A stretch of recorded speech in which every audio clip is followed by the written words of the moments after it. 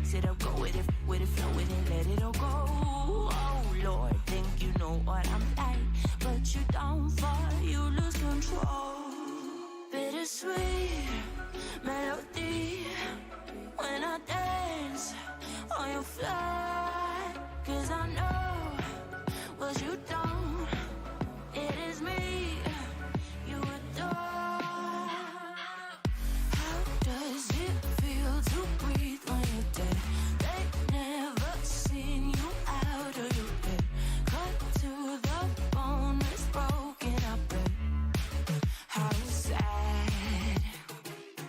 Oh boy, got so hot I forgot what I should have thought of before. Sure ain't easy for you to let off the rules, 'cause there's so much fun. Are you loving the feeling? It touch me, are you in it? Don't see what you're seeing, but typical. Messing around with it, mix it up, go with it, flow with it, please let it go. Oh no, think I did it again. I said a few things that I shouldn't have done. Well, bittersweet melody when I dance on your fly, 'cause I know what you don't, it is me you adore. How does it feel to breathe when you're dead? They never seen you out of your bed. Cut to the bone, it's broken, I bet. How sad. How does it feel to breathe when you're dead? They never seen you out of your bed. Cut to the bone, it's broken, I bet. Now come alive with me and quit the jealousy. I know you're bored, I know it's boring me. Now come alive, baby, get out the grave and I know you're bored. How does it feel to breathe when you're dead? They never seen you out of your bed. Cut to the bone, it's broken, I bet. How sad. How does it feel to breathe when you're dead? They never seen you out of your bed. Cut to the bone, it's broken, I bet. How does it feel to breathe when you're dead? They never seen you out of your bed. Cut to the bone, it's broken, I bet. How sad.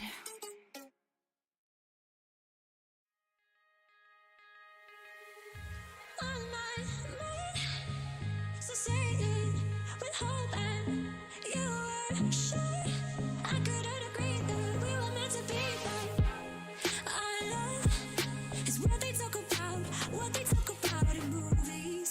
Our love is what they talk about, Yeah, we were wild and free, and you know everything about me. So wild and free, and you know everything about me.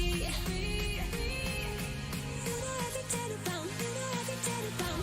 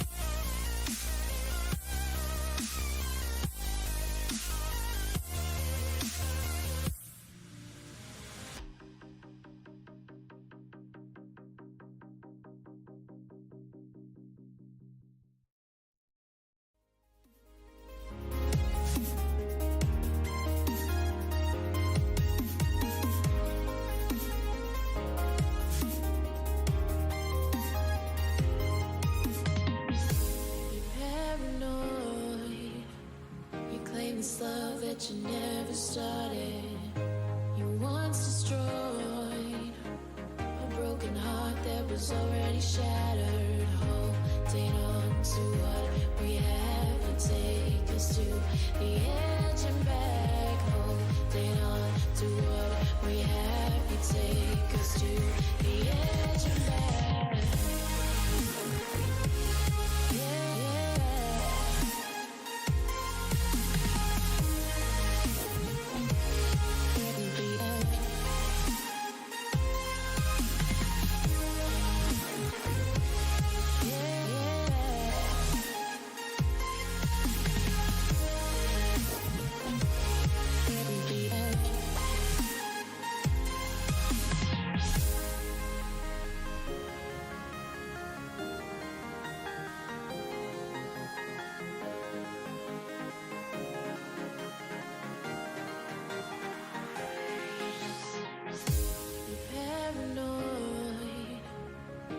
This love that you never started, you once destroyed a broken heart that was already shattered. Holding on to what we have and take us to the edge and back. Holding on to what we have and take us to the edge and back.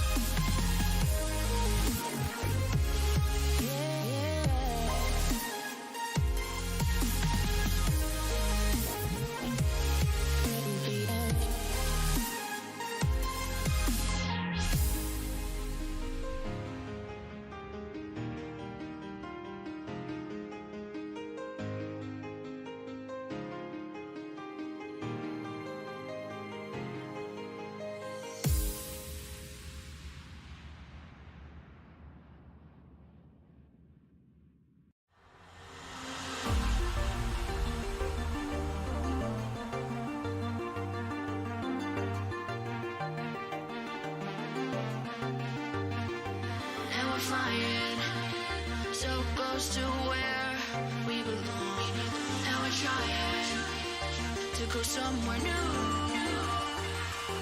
And I try to crack this iceberg open till it shatters through the ocean. I wanna make shockwaves.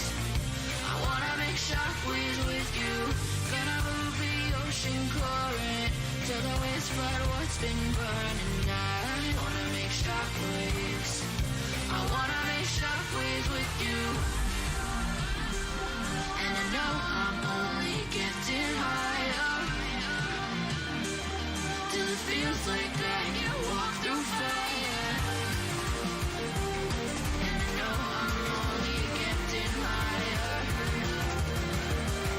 till it feels like I can walk through fire.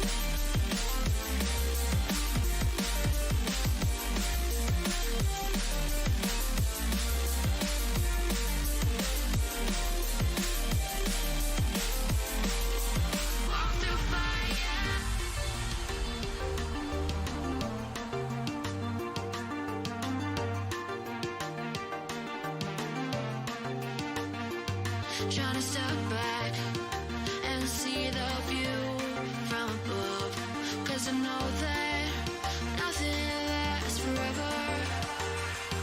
And I try to crack this iceberg open till it shatters through the ocean. I wanna make shockwaves. I wanna make shockwaves with you. Gonna move the ocean current till the waves flood what's been burning. I wanna make shockwaves. I wanna make shockwaves with you. Shockwaves with you. Shockwaves with you.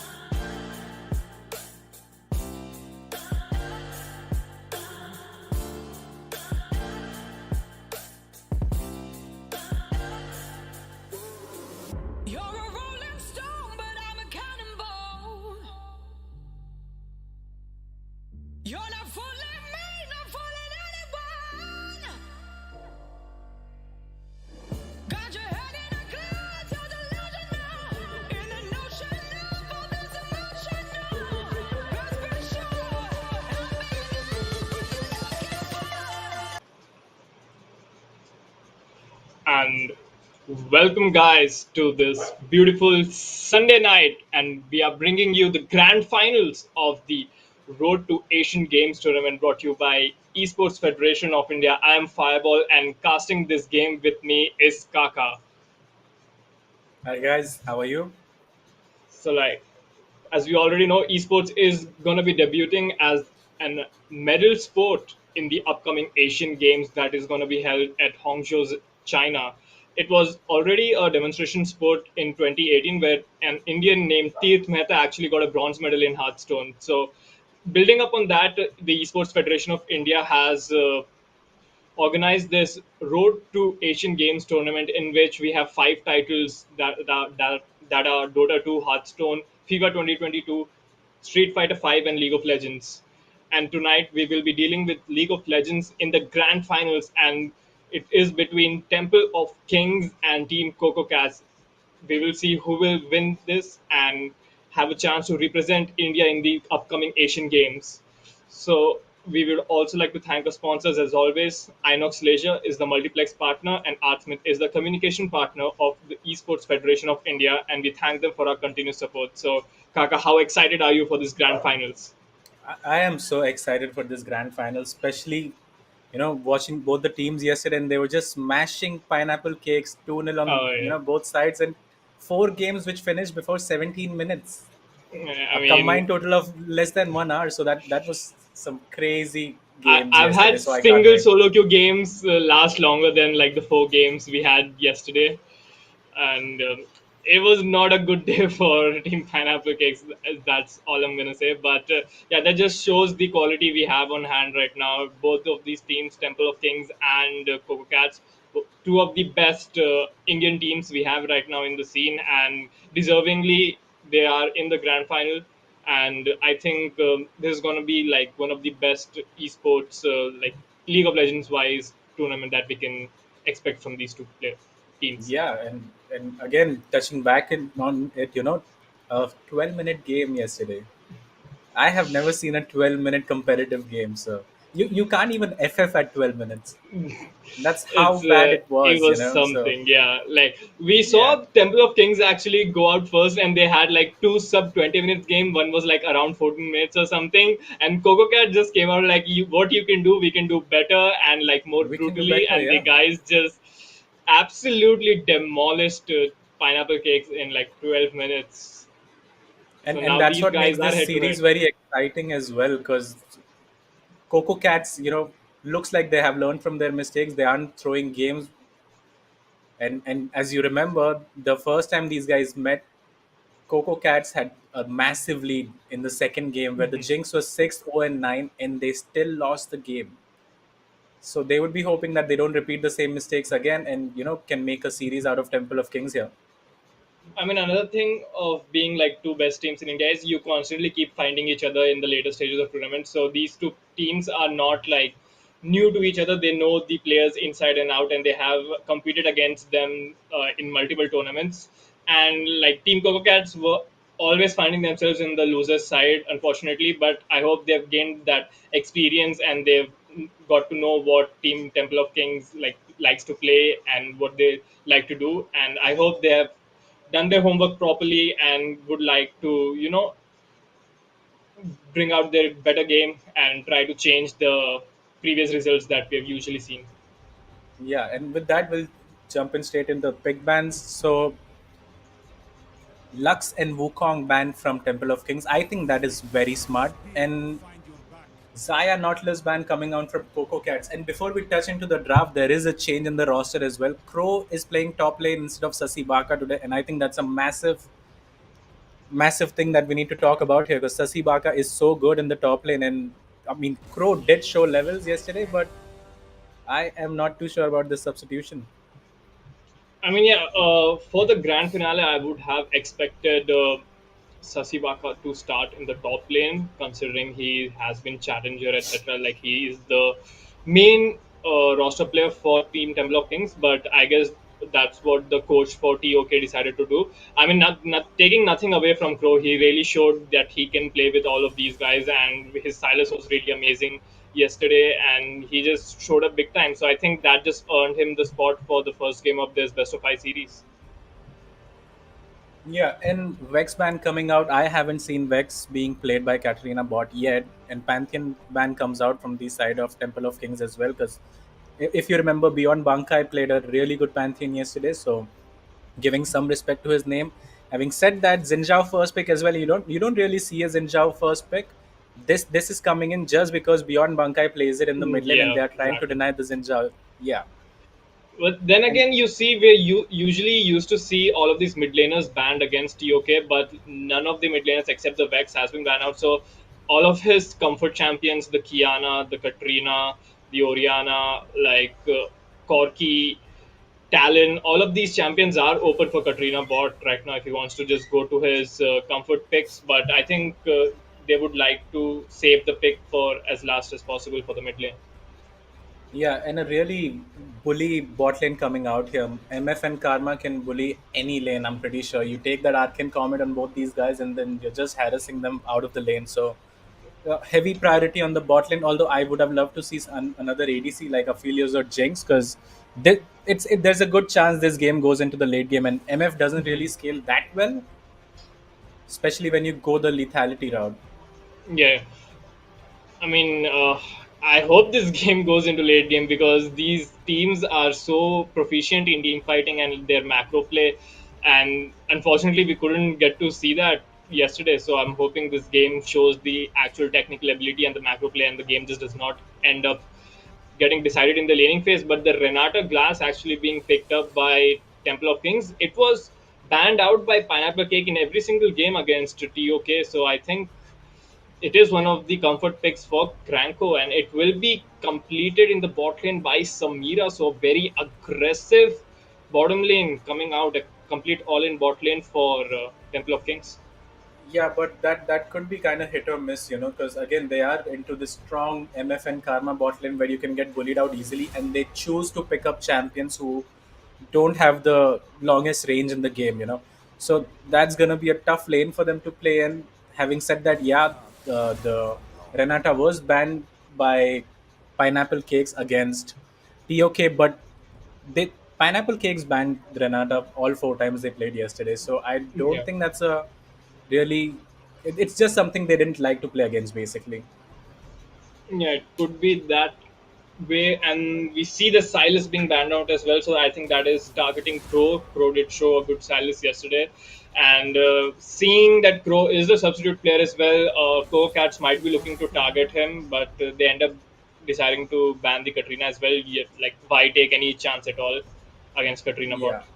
Yeah, yeah, in Poppy Jungle as well, let's touch into that as well, because Samira has dashes, Zinjao has a big Zinjao dash has as well, dashes. so Yeah, it's a really good pick in this game.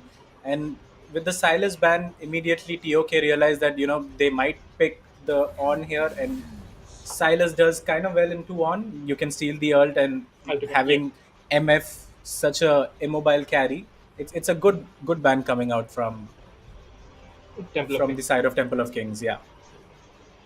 And the ban phase will be completed as Malphite gets taken away for this game number one. So, reminding the viewers again, this is a best of five. So, we are in for a long night of League of Legends, and I'm all in for it.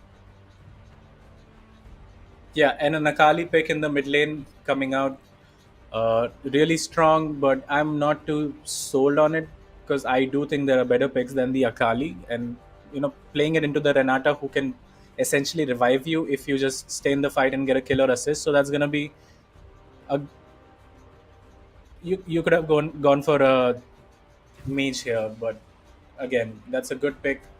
Vega does really well into the Akali actually because of so many dashes. You can just put your stun down and she can't really get out of the cage. So that's the matchup in the mid lane. Yeah, very good point right there. Vegas is just such a huge controlling ability. You just cancel out efficiently half of the lane for any kind of mobility. And we do see the Trundle being hovered as well, so that will be completing the I think team composition for Temple of King. that's a top trundle though, and that's a blind top trundle. So they just don't want Zuko to pick a tank here, but he might go for the set as he did yesterday, And set, you don't really have to go the tanky build. You can go the bruiser build and still be tanky-ish and deal a lot of damage in the team fight. So let's see what Zuko decides to play here. And I like the Oh, mod pick actually here. a I really Mordekaiser. like it. Yeah, because you are playing against the really low range comp in Temple of Kings. So Mordekaiser makes a lot of sense in this comp. And if a single player from Temple of Kings get fed as well and is being a problem, the Mordekaiser can just take him into the death realm with him and make sure his team has the advantage in the team fights. It's really hard to gank a Mordekaiser as well. He just makes it 1v1 against the gank. So, what are your first impressions looking at all the five champions for both the teams? So I think the Coco Cats were winning the draft pretty hard from their first two picks because they have such a high lane priority bot lane.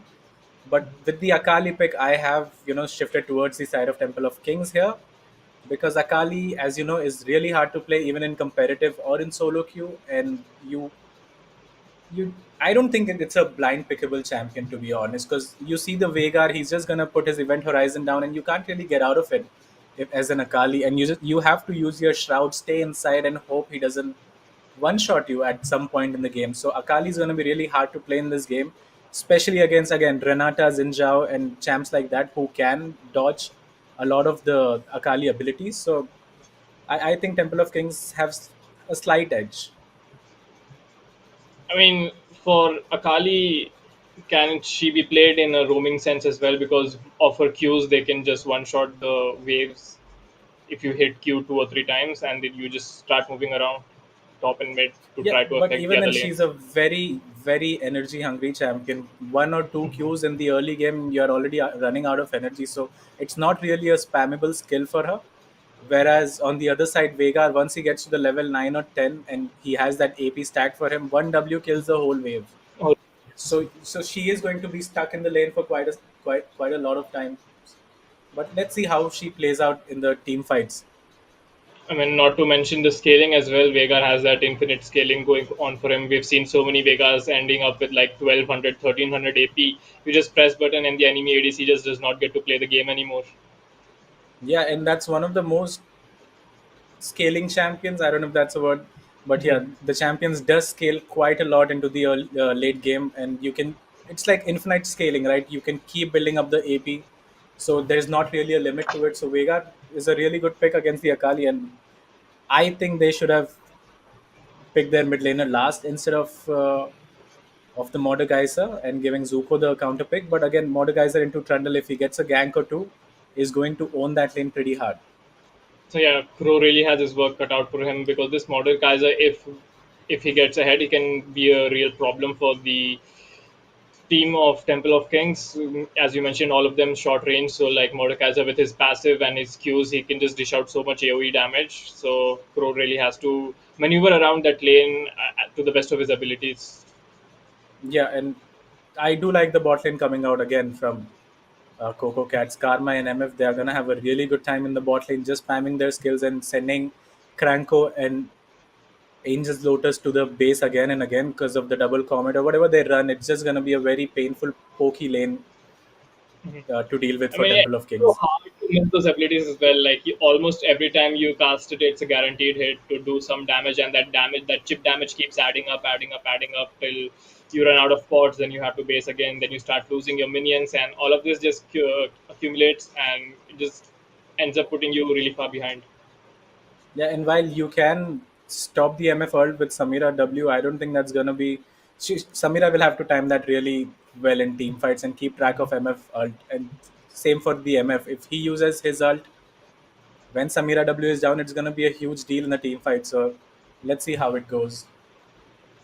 I mean, yeah. So talking about the supports as well, I have yet to see a Renata actually in competitive play, so I'm really excited to see how that champion moves around as well. It's one of the newest champions in League of Legends, so Renata is still can show a lot of things that we're not used to see. All of her abilities very new as well. She gives you a buff, an attack speed, a movement speed buff. She can revive you if you get a kill and assist or something like a action W. Then her ultimate is just like a complete game changer. If it's a team fight going on and it lands onto two, three people, they just start attacking their teammates itself, and it's like a huge ability that they have to keep track of.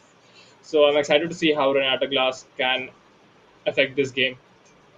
Although I'm Yeah, not and so sure let's how good she is at roaming at or what, and we know Cranko loves to do that, go to the other lanes, but we'll have to see what happens.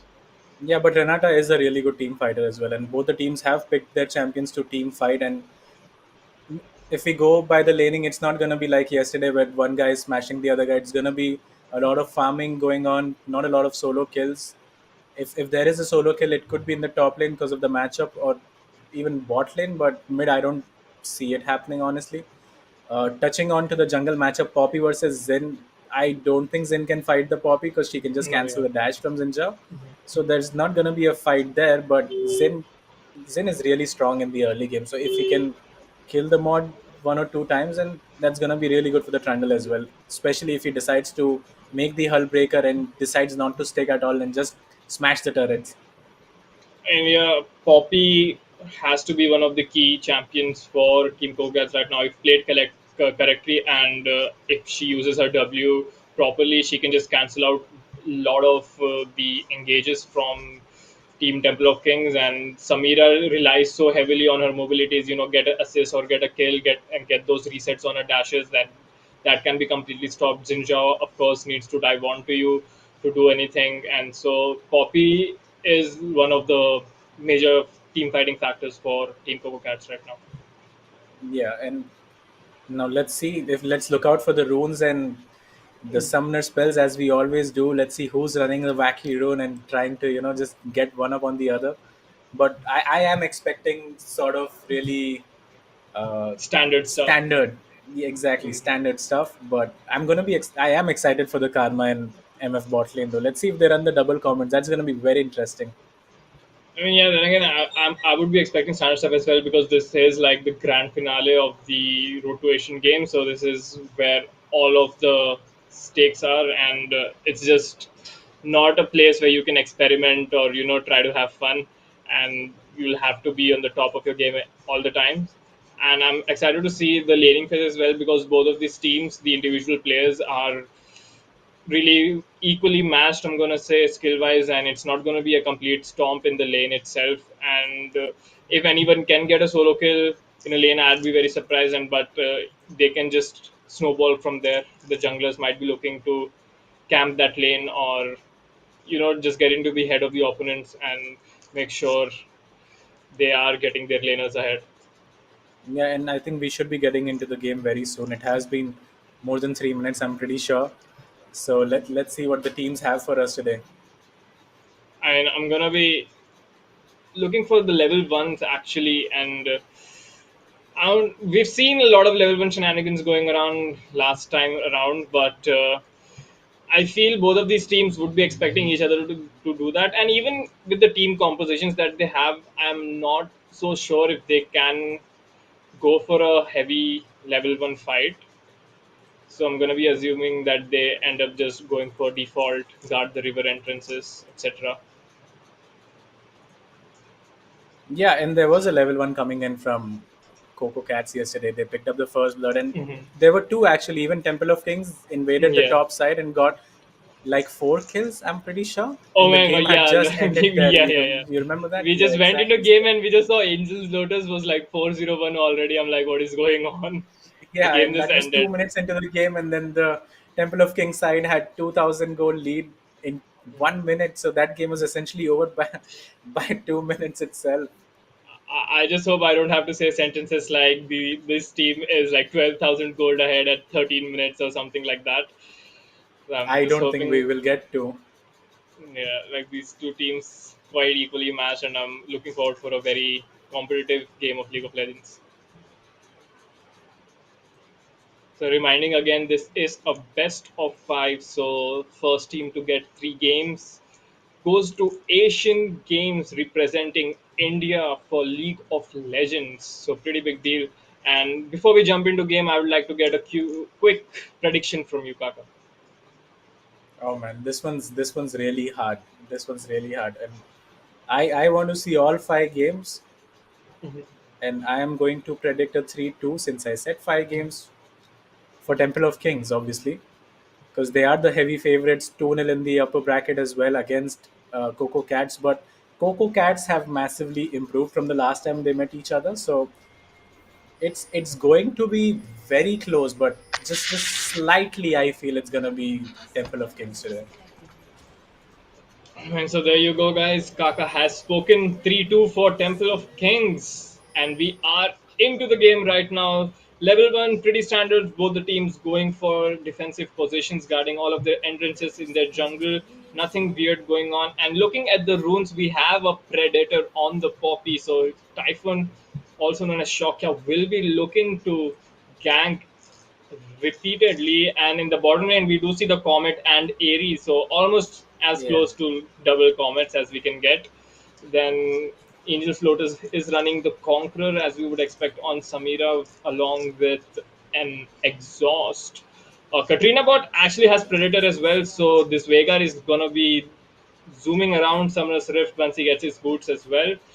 Electrocute on the Akali, pretty standard stuff. And Crow actually has lethal tempo on that trundle on the top lane. Yeah, against Zuko, who's running the Ignite, so he's going to go all in that laning phase and trying to whack it out against the Trundle. So really interesting. Obviously, he's not running the TP, so he better win the lane. And if he does, it's gonna be really hard for Crow to play the And side lanes. Black Infinity actually will be starting out leashless so that his bottom lane has priority against this Misfortune and Karma lane, so that helps them out greatly in getting this push so they don't have to concede level 2. So Black Infinity helping out their bot lane in small ways. Yeah, and both the junglers starting uh, Red leashless, buff. red buff and leashless, obviously. So Xinjiao, he's gonna look to punish the Mordekaiser at top who doesn't have TP, obviously. And same for the Poppy. He might even go for a level 2 or 3 gang around the Look top at lane. that. The Trumble just pops his Dominion. Oh, holding a thought, we have the level 2 on the bottom lane. The support Dom's Kitten will be chained up but follows up with a quick exhaust, so nothing will come out of that. But a summoner spell traded for a good level 2 engaged from the side of Temple of Kings. Yeah, and Coco Cat's just, missing out on that level 2, not giving enough respect again, obviously. But it's not a bad trade for them, but they do lose out on the exhaust, and that's now a summoner advantage in the bot lane for Temple of Kings. I mean, we saw a short snippet of what's expected at the top lane as well. Crow just puts down his W and just starts auto attacking and chomping down on Zuko, and Zuko just has to back off with the lethal tempo that Trundle has.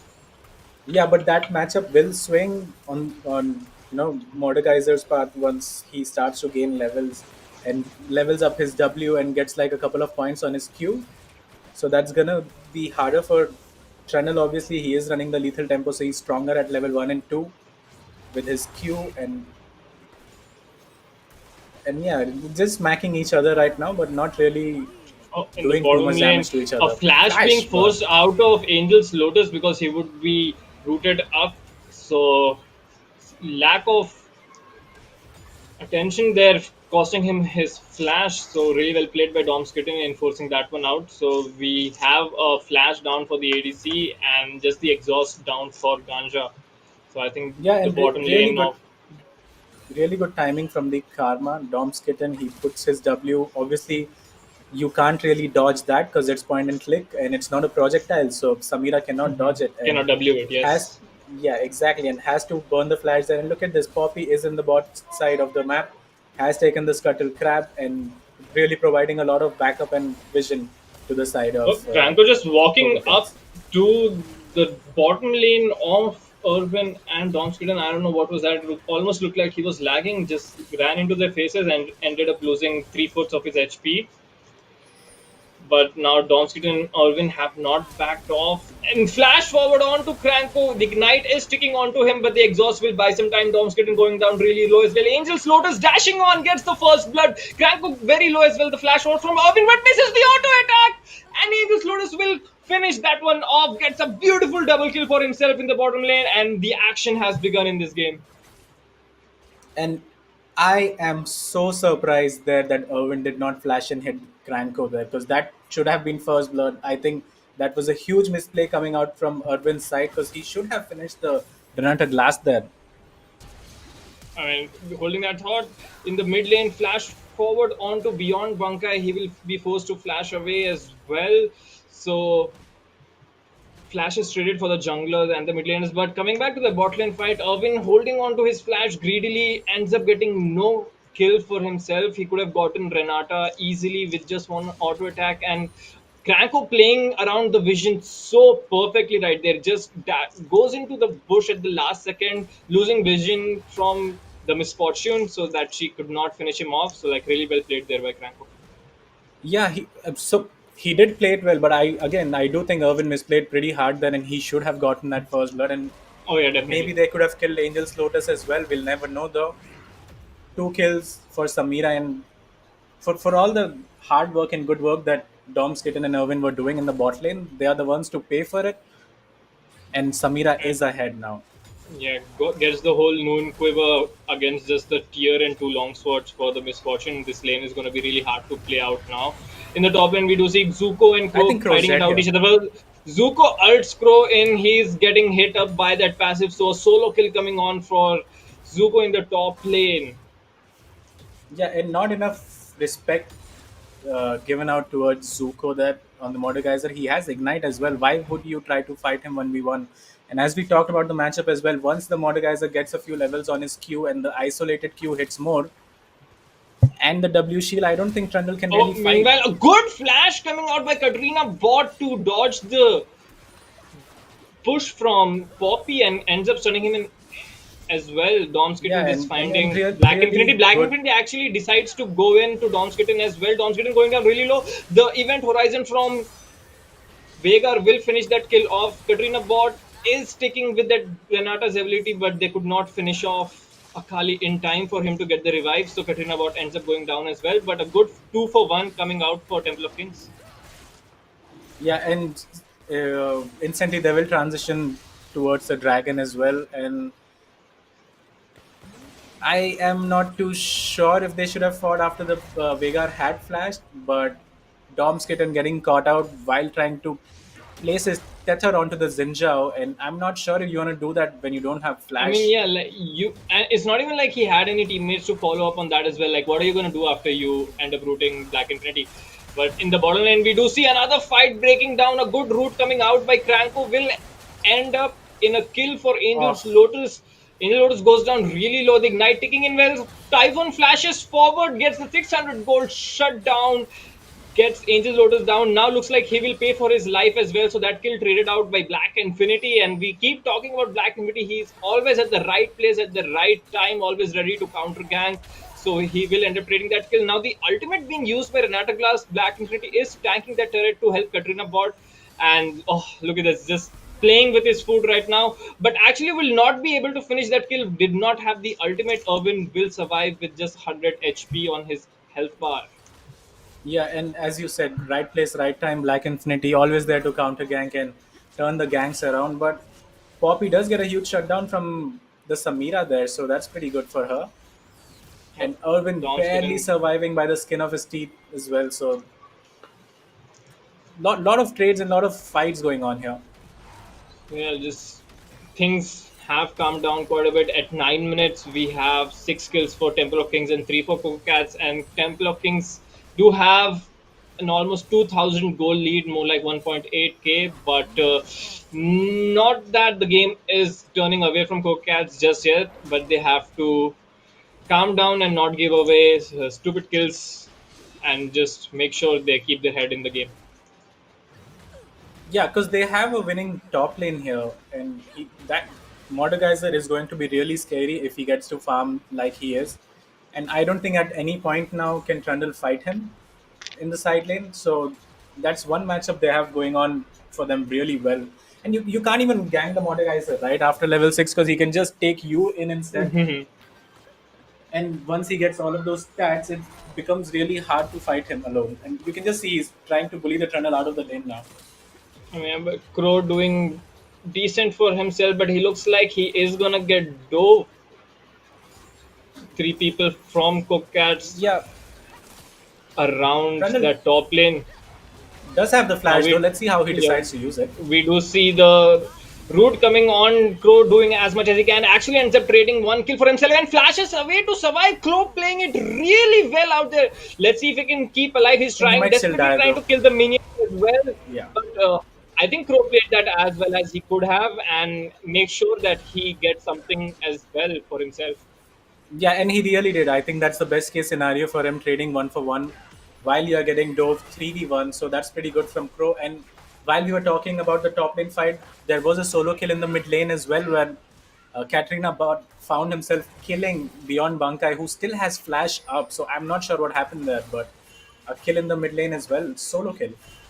And we do see the bottom lane of Angels, Lotus, and Cranko just taking down as many plates as they can. And it was looking so good for Irvin and Dom's Kitten before they had that fight. And after that double kill, you best know Angels, Lotus is not giving up that lead that he has. One of the best ADCs right now, Grandmaster on the ladder. Black Infinity Yeah, being forced and to flash away from the Rift Herald. yeah, and Mordekaiser will join this fight as well. So I am not too sure if Temple of Kings can In fight the for bottom this. lane, we do see another fight coming on. The bullet time doing a lot of damage. Cranko will just sidestep that. The Renata ult actually ends up missing as well. So a stalemate there. Nothing going on. But Irvin being forced to Yeah, flash away. yeah, and His in, flash is in the down. top lane, Poppy picks up the Herald as well, and you can't really fight against Mordekaiser because he can just take the jungler inside and you lose the smite instantly. So smart from Temple of Kings to realize that they can't really fight for the objective there and give it away while their bot lane is kind of smashing. Angel's Oh, they are. Lotus, that was quite aggressive from him. Yeah. So 87 CS to 81 in the bot lane against the ADC, 76 to 75 in the mid lane, and 79 to 100. So Crow is slowly getting himself behind on that CS numbers, but he has completed this hull breaker. He would be looking to just be a menace in the side lanes and start split pushing till the end of time. I mean, he is hoping to do that, but I am not too sure if he can because the Mordekaiser with Ignite, Trundle can't really heal himself as well with his R, so it's going to be really hard for him to fight. So 13 minutes into the game, 8 kills to 4. Temple of Kings have a 2,000 gold lead, and it's still this game pretty balanced right now. The Mountain Drake is on the rift. It looks like Coco Cats have started it up. It's down to half HP. Katrina Bot might be looking to just put in a sneaky W right there.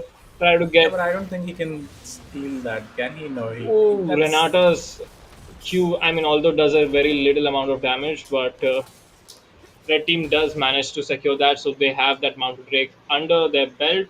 And we do see the Cloud Rift spawning, so not like a very priority Drake yeah, you would but I want do to think throw the that games over. it's a good dragon for the side of Coco Cats. Actually, the MF ult, even the Karma ult can be spammable in the late game. So So a good W actually coming out by Angel's Lotus, blocking the entire duration of bullet time. Now both the junglers do find themselves in the beautiful. bottom lane.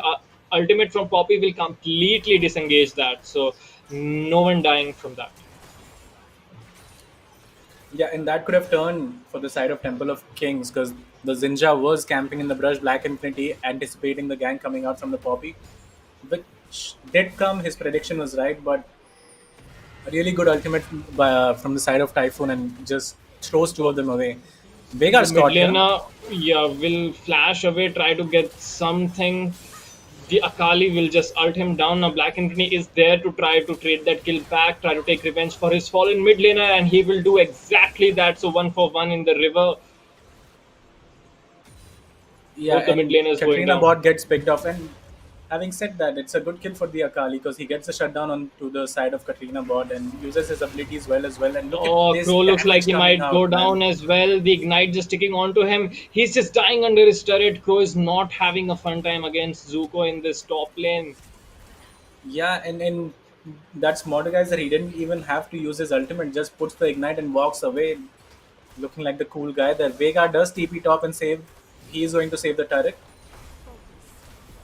Mid It turret's looks gonna go like the down soon. mid turret might go down, but the minions have died, so it'll take another wave for it to go down. But Angel's Load is going in aggressively, trying to do as much damage as he can onto Dom's kit, and Dom's going down pretty low as well, but nothing comes out of that now. Very aggressive going on. The Rip Herald actually being spawned in the top side river, I'm not too sure about that and one, Chief. yeah, That's Katrina bot just ends up picking that one up, plus 25 gold for him. yeah. Speaking about the bot lane again, Angels, Lotus, and Cranko have done a really good job of rotating first and being ahead of the play most of the times. They take out the bot turret, instantly move up to the mid lane, and that mid lane turret is so low as well. Almost gone, So yeah. yeah, so Irvin and Dom's Kitten have been a step behind Cranko and Angels Lotus, and they might have to buck it up a bit because I mean, yeah, 15 minutes and 4,000 gold lead for Temple of Kings. that's what we keep saying as well. Good League of Legends should be played proactively and not reactively. And looks like Temple of Kings are being more proactive against Coco Cats. And Cranko's just gonna miss everything here. Uses his Shurelias but can't really catch This the Veigar with the Karma. Predator just looks so funny while he's walking like that. Yeah, For that's some a. reason, I do not expect a Veigar to be running at 70 miles per hour. But it's a really good rune because you can catch them with the event horizon. Mhm. Having said that, the game has gone into a bit of a lull. Not really a lot of objectives up and a lot of fighting going on. Just people matching their laners. Zuko is going to move to the bot lane, and I'm guessing Akali will go back to the mid lane, and the ADC Irwin will go to the top lane and match the Samira. It They are looks going like to Crow try to might gank the be Trundle though. Uh, they, good for him. He will spot them out on that control board in the bottom lane. But like, if you're Crow, what you're thinking right now? You have the Hull and a Sheen. You have died solo 3 times already, and you know you're gonna be against this Mordekaiser in the lane always. Wherever you go, the Mordek gonna be there to match him.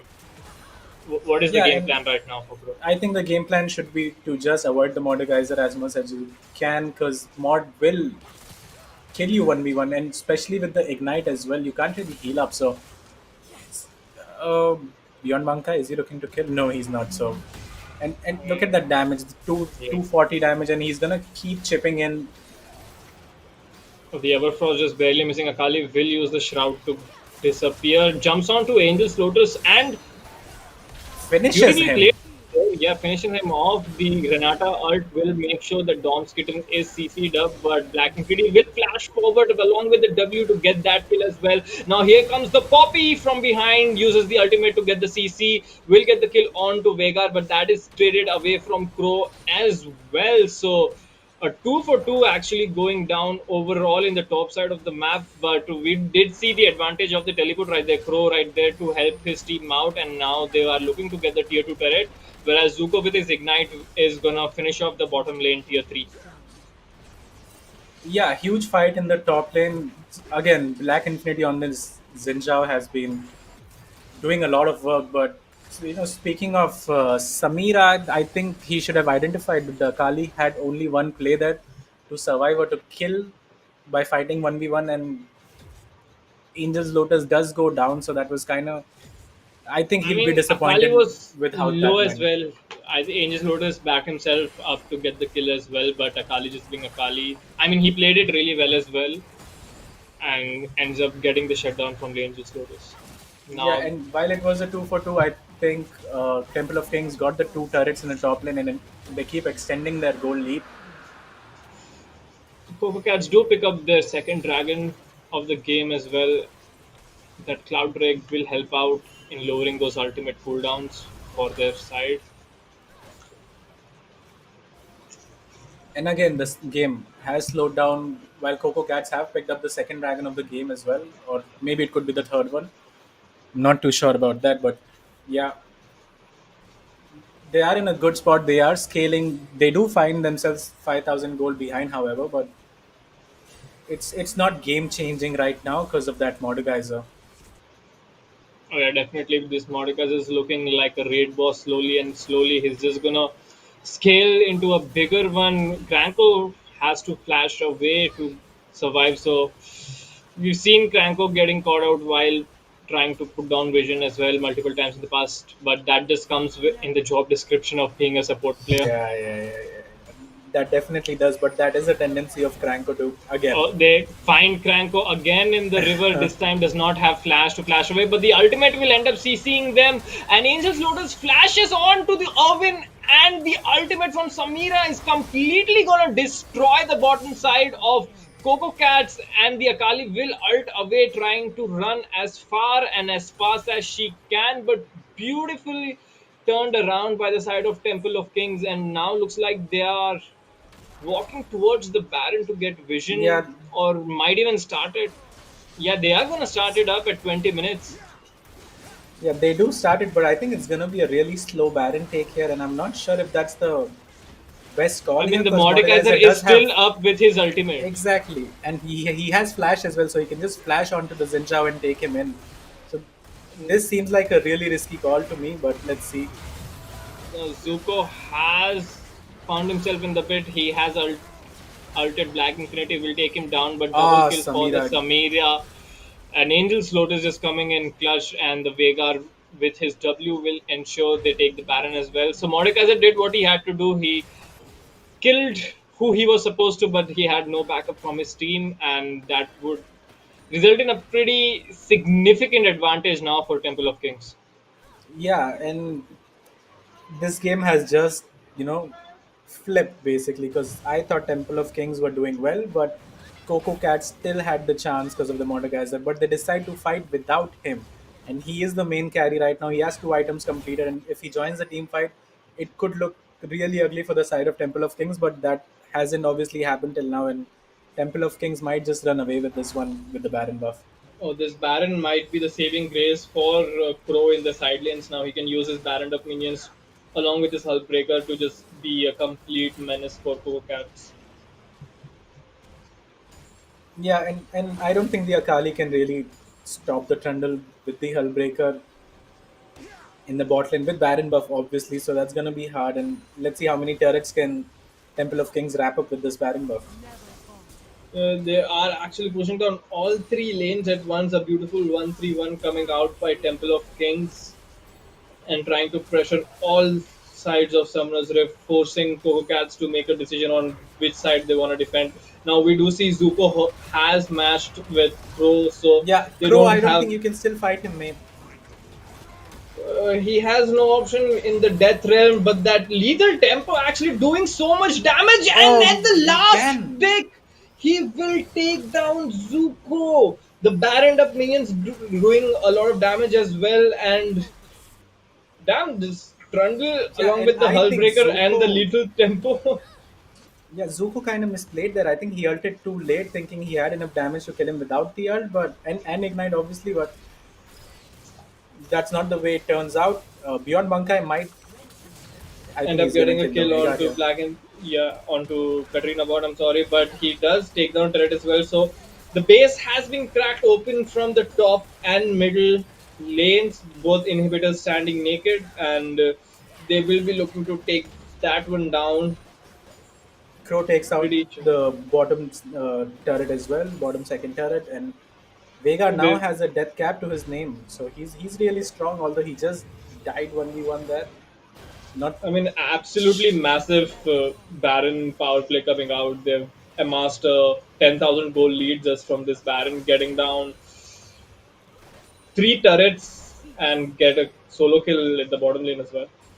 yeah. And Samira Angel's Lotus, being the smart guy that he is, picks up the QSS. He does not want to risk anything in I the mean, team you have to fights pay the if he gets tax. yeah, and that he has because he can afford to pay the tax and still be rich. So Black Infinity has to flash out. They do get the dragon something. He will be too sad about that one. So really massive Baron play coming out from the side of Temple of Kings. Yeah, 10,000 goal lead, and this game could end in the next 5-10 minutes. Oh Oof, my look at that god, that's damage half his coming out HP by bar. Veigar.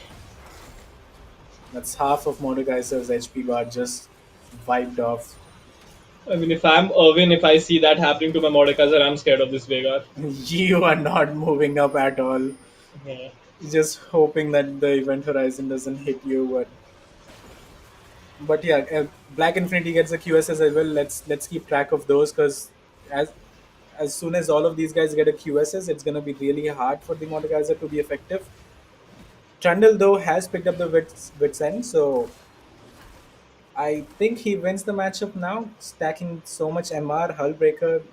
I mean, there's It's so gonna much MR overall in the side of Temple of Kings because both of the solo laners are AP, even the Karma does AP damage as well, and they and the can MF has afford fallen to, behind. yeah, get all of these Mercury threads just negating a lot of damage to cats that have to offer. Yeah, and since the MF is so behind, they can afford to make strictly magic res items and still survive the MF damage. And siege onto the bot lane again. Trundle is left alone with Renata. They're all gonna move to the bot side and take down the turret. Oh, Domskidon has used his I think Shurelia's he might reverie die to catch here. up. Oh my god! Katrina bot just says, "Get off my face," deletes him off the face of the earth. Yeah, and I'm Dom's kitten is not having a good game, And is Black he? Infinity gets Because pulled in by Zuko, he and has he QSS. will just QSS out of this ultimate, will turn around and ends up getting the kill as well. Now, Angel's Lotus popping that Samira ultimate has been exhausted, so nothing will come out of that one. But that the inhibitors going down for the side Yeah, of I think Coco this is Cat, the end of and the game as well. yeah, it just looks like they're not going to be able to defend this one. They're waiting for the minion waves to come in. Now they are going to start the siege onto the Nexus turret, but a beautiful flash engage coming on by Cranko, and now the revive from the Renata ability makes sure Black Infinity stays alive. Angel's Lotus is trying to stat pat and get as many kills as he can, and 26 minutes is all it took for Temple of Kings to get that game number one under their belt. Yeah, and I mean, not really a close game, although it did end in 27 minutes. I mean, Really this tough game for game Dom's kitten. Made a was lot of looking mistakes, like I think. it was Yeah, it was looking like it was pretty close and things were still in pretty much in the balance, but then that one fight happened and they ended up taking the Baron, and after that it just completely broke open for the side of Temple of Kings. yeah, and as soon as the Trundle started winning the 1v1, the game just ended in like 5 minutes. But Dom's kitten has his work cut out for him. He has to perform better in the bot lane. They should have won that bot lane. And again, it's not entirely his fault, because I do think Irwin made a I mean, huge should have mistake in flashed the bot earlier. lane. Yeah, He should have flashed and finished off the kill while he could.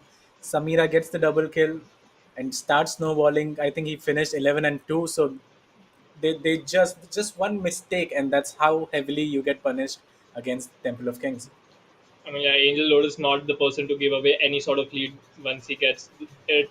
So they really had the opportunity to put him down there, and they had a winning top lane as well. So they could have had two winning lanes, and who knows, the game might have gone completely different. But then again, really well played by Temple of Kings. This is what we would expect from them, regardless, and they showed why they're like the best team around. So in this best of five, the first game does go to Temple of Kings. And who do you think was the MVP for you for this first game? It has to be Angel's Lotus, although Arvind did make the mistake. He was the one who capitalized on it and then snowballed the game pretty hard. So, and you can see from the gold graph as well, 13.3 thousand gold, 11-2. He had a really good game here. I mean, he definitely did. Always positioned himself properly. Was very aggressive as well. You know, just engaging as an ADC and just showing why he is one of the best, if not the best, ADCs in the South Asian region right now. So, the scoreboard does not do justice. I think because Black Infinity and Crow had a good game as well. They were at the correct place Yeah, at the correct and time, and shout out to Cranko as well. The old man almost has the perfect score, 0-1-13. He had the most kill participation in his team, and his ults were quite clutch in the team fights as well. So he played pretty well. I mean, yeah, he is around everywhere. He is the in-game leader, the driving force for this team as well, and just showed up big time on the Renata, and he showed why it was being banned.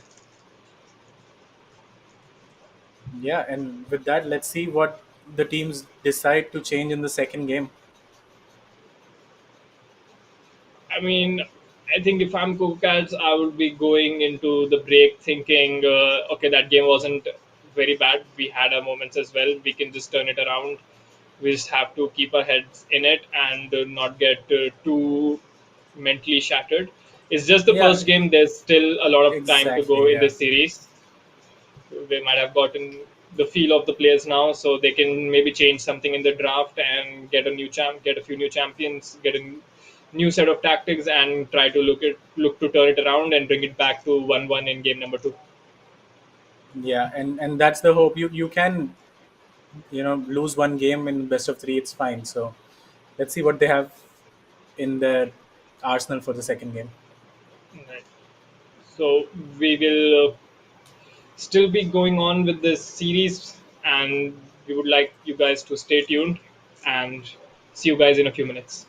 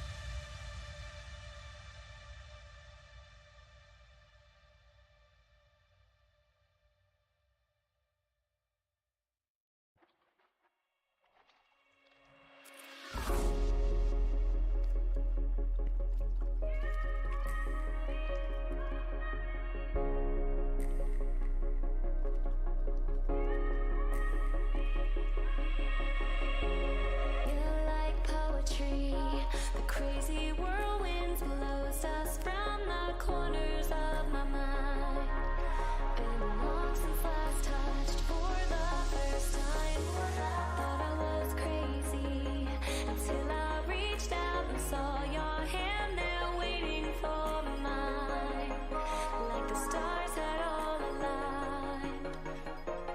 And I breathe your aura, cannot leave your aura. You have me like gravity. You don't have to try it, it's just like a magnet. You have me like gravity.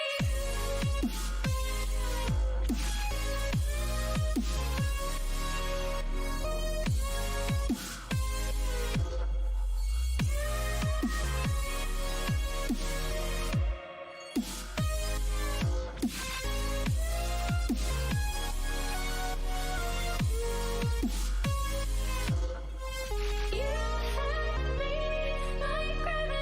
You have me like gravity. You just like it's just like a magnet.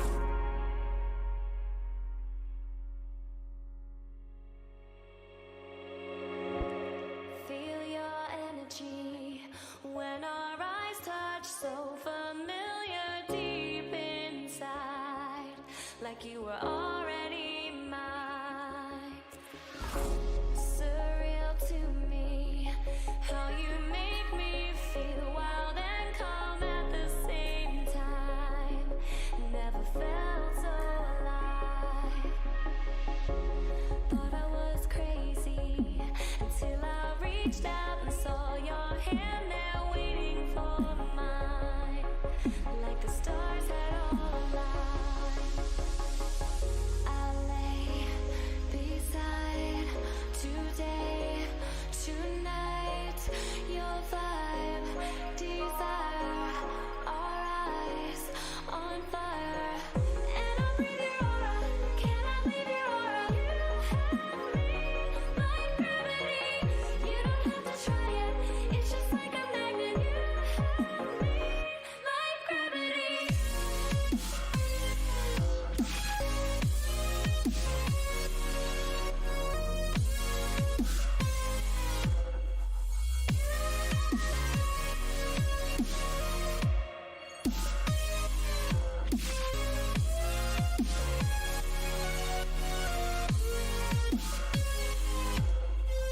have me like gravity.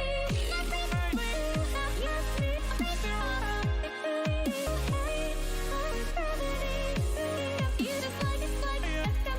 gravity.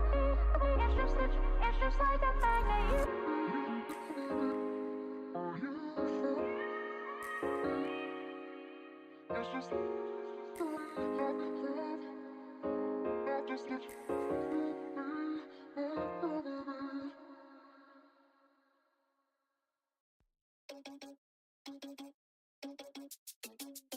Oh no, that is what they all say when they see me pouring some more. Oh, then gets empty again. Better fill it up before I go. Cause I'm loving it, feeling it, touch me and being it. See what I see in it, I'm typical. Messing around with it, mix it up, go with it, flow with it, let it all go. Oh Lord, think you know what I'm like, but you don't fall, you lose control. Bittersweet melody when I dance on your fly. Cause I know what you don't, it is me you adore. How does it feel to breathe when you're dead? They never seen you out of your bed. Cut to the bone, it's broken up, babe. How sad. Oh boy, got so hot I forgot what I should have thought of before. Sure ain't easy for you to let off the rules, cause that's so much fun. Are you loving the feeling it? Touch me, are you in it? Don't see what you're seeing, but typical. Messing up. Alright, welcome back, guys, to game number 2 of the grand finale of Road to Asian Games, brought to you by ESFI. And first game was taken by Temple of Kings. I am Fireball. Casting with me is Kaka, and Kaka, we will jump right into the draft phase. And what do you expect from this draft phase for game number 2? And as you can see, changes being made already. Vegar ban, Renata ban coming out from the side of Coco Cats. They don't want to deal with the Vegar again. And this time, again, I'm not too sure if you want to pick the Kali anyway, even after banning the Vegar. And slight switch from Temple of Kings as well. First picked Xinjiao last game. Now they're going to ban it because they really want to deny that champion. Katrina ban And coming out from the side of Coco Cats now. yeah, another huge thing to notice is Sasi Paka is back on the top lane, and Crow will be sitting this one out. So all five starting members for Temple of Kings are on the Summoner's Rift right now for this game. So this is the strongest roster they have usually played with. Yeah, and Crow did have some difficulties in the last game, although they did win the game. Sasibaka comes in. He is someone who's very lane dominant, so that's going to be a really huge upgrade as well. And having said that, Jinx first pick, I like it. So when we all know Ganja plays a very mean Jinx, and if he gets a lead, he can just carry his entire team on his back. It's just like hop on, I'm gonna take you to the victory screen all by myself, and he is confident in his ability to do that again, so he will pick that one up first pick. So Kranko will reply with his Nautilus. We know Kranko is a really good Nautilus player. He just lands the hooks we do not expect anyone else to land, and they will end up picking their bot lane in Zaya and Nautilus. Yeah, and these were the two champions that Coco Cats banned when they were on the red side. The Nautilus and Zaya, both of them are left open in this one because of the Katrina and Vegar ban, and instantly picked up by Kranko and Angels Lotus for the bot lane. And really dominant bot lane when it comes to players, and then these picks as well, because Zaya, lethality Zaya is really absurd. Having said that, uh, Irwin and Tom's Kitten are gonna take the challenge head on and try to fight them 2v2 in the bot lane with the Leona pick.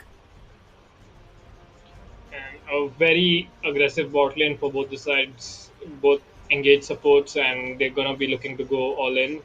And I'm excited. I'm looking forward to see if the Zaya is gonna be the lethality spam Q and E Zaya, or is it gonna be the usual attack speed and critical strike. So we'll have to So see that. I think the usual is the lethality now, and the attack speed Yeah. Zaya Okay. is kind of, yeah, Off meta. exactly. And exactly. And Aatrox's blind pick coming out from the side of Coco Cats, I'm not too sure about that one. Maybe trying to deny it from Dead Corporal, but if you're gonna But look at pick this. something We have blind, a the Viego, yeah. Viego, Black Infinity's Viego, one of the deadliest champions. Like once he gets his hands on the Viego, he's all around the Summoner's Rift, and he's just showed up such great performances on this champion in previous tournaments as well. One of his classic and signature champions. So Black Infinity would be a happy camper getting his hands on that Viego.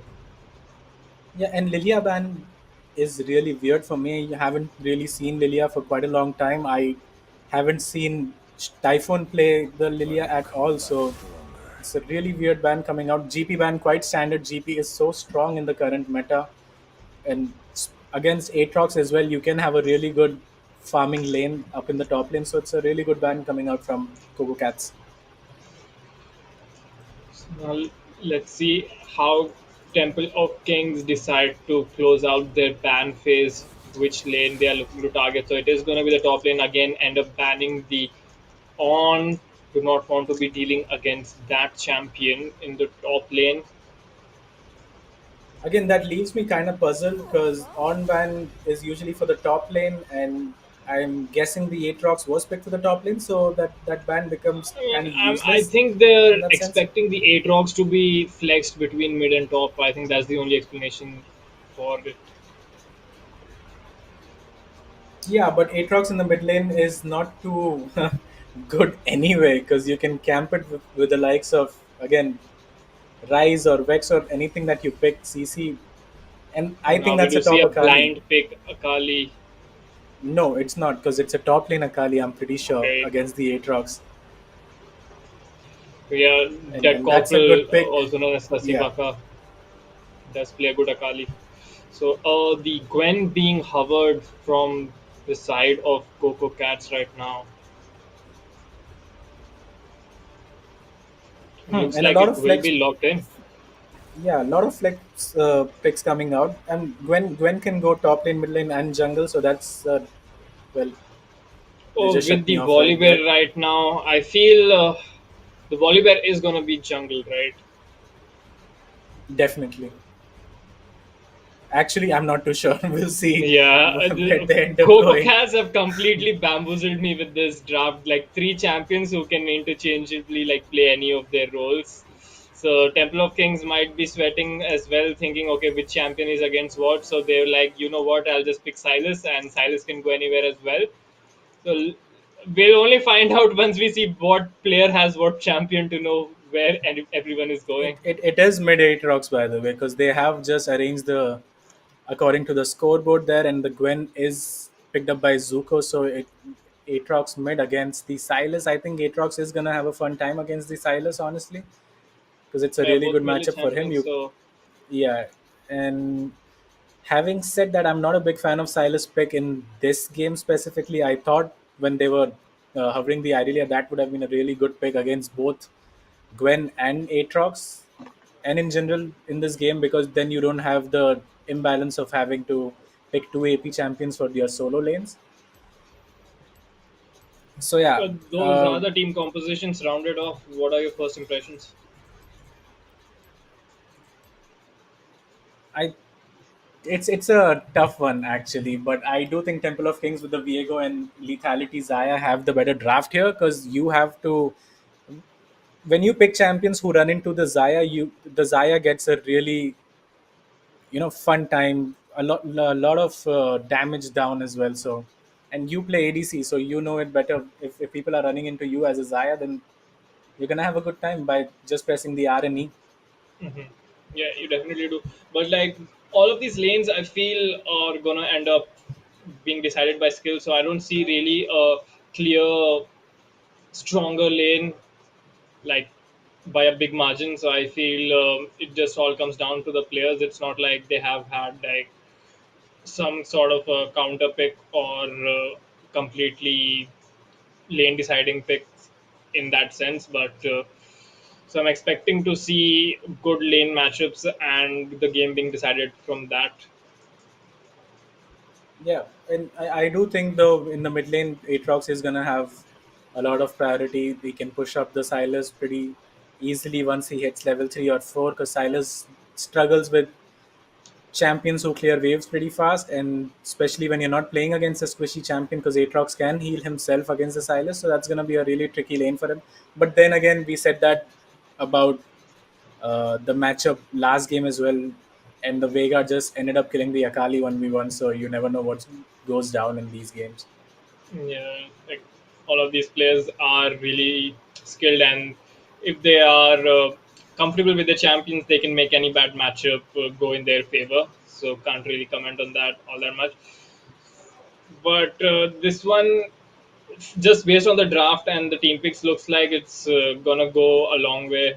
Both of the champions do, both sides feel like they are some later game oriented champions, and I do feel the early game and the mid game would be relatively calm from what we're used to see. Let's see, because yesterday we had 26 kills in like 13 minutes, and and a lot of things went down yesterday. But having said that, a lot of late game champions in this game, especially the Jinx coming out from Coco Cats. You just want to scale up, get those three The items, and then Jinx, the Gwen, the Gwen, the Aatrox as well. All these champions spike when they have two, three items, and especially Jinx, obviously, because once you get that reset, the team fight, you can do anything that you want, get kills, a lot of kills actually. So I love the Jinx pickup, honestly. I think she's the strongest AD carry in this meta, but Zaya is really close as well, second close. so like they had the first pick as well, so they used the side advantage to make sure they end up getting that Jinx. So Irvin lot riding on his shoulders as well, so he has to kind of redeem himself from previous game. I would not like to say it was just his fault, but the bottom lane fight he did kind of mess it up, and Angel's Lotus completely snowballed from there. So he has a chance right now to bring that one back for his team and be like, okay, I can play against this guy and I can play it well. So just give me a chance to carry this. Yeah, and before this best of five series, the last time these guys met, Irwin was playing the Jinx. They did end up losing the game, however, but he was having a really good time, as we have spoken about this multiple times anyway. He was on the Jinx 6, 0, and 9. He was wreaking havoc, and he was just owning. So he will be hoping that he performs on the same level, and once he gets the lead, they do close it out cleanly this time around. Yeah, that is one of the bigger issues that Coco Cats have, cleaning out the game and finishing it properly once they do end up getting the leads. Because there are multiple situations in which they do end up getting the lead for themselves. They do that part correct, but once it comes to closing the game down, they can't They kind of struggle. really.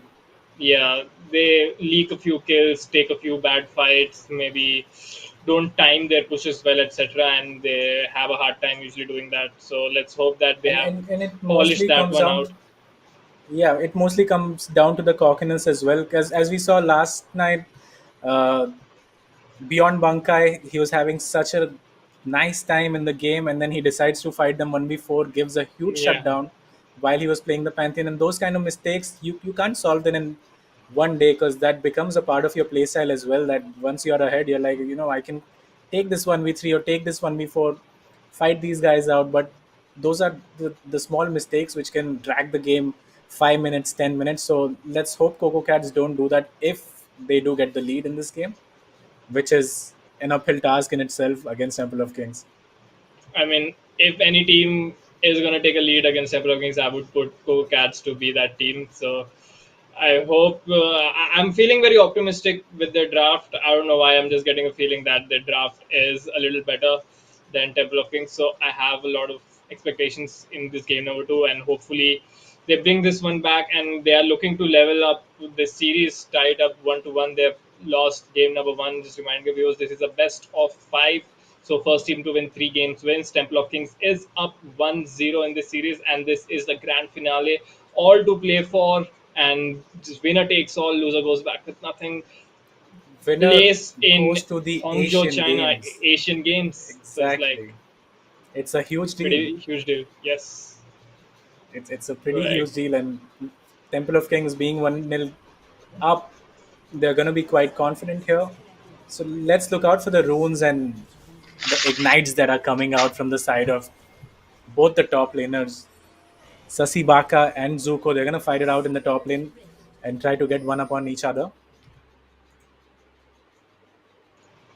And looking at level ones, we do see Temple of Kings trying to invade, stacking foremen, but Coco Cats have picked up defensive positions. Dom's kitten actually still in base, just starts to move on. Typhoon finding himself caught, and Shokya will end up giving up first blood to Katrina Bot. Yeah, first blood goes to the Silas. I'm not too sure why and how Typhoon finds himself there, knowing that the side of Temple of Kings were invading, and it's a huge mistake coming out. And especially after you lose the first game, you don't want to be the one who makes the first mistake in the game. Unfortunately, Typhoon ends up doing just that, and now Katrina Bot has a Doran's ring in his inventory at level 1. So a huge advantage right there. So he essentially has two starting items in that corruption potion and the Doran's ring. So Katrina Bot will be a happy camper, and if that's one guy you do not want to give an early advantage to. Katrina Bot really knows how to use any Yeah, kind but of lead that he gets well. you you can say that about any of these guys here, Any that this is not the guy you want to give the kill to. That's how strong they are as a team. So any one of these guys who gets the kill is gonna be like, yeah, guys, I'm feeling good about this game. Just sit back and enjoy the ride. And yeah, that's what we saw in game number one as well, with Angel Lotus just completely snowballing off of the face of the earth with just two kills in the beginning. Yeah, and lots of trade going down in the top lane.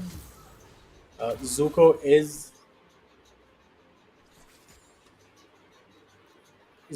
fighting the Akali 1v1, and he is up in CS as well. While Cranko and Angels Loaders are controlling the bot lane by shoving Jinx and Leona into the turret.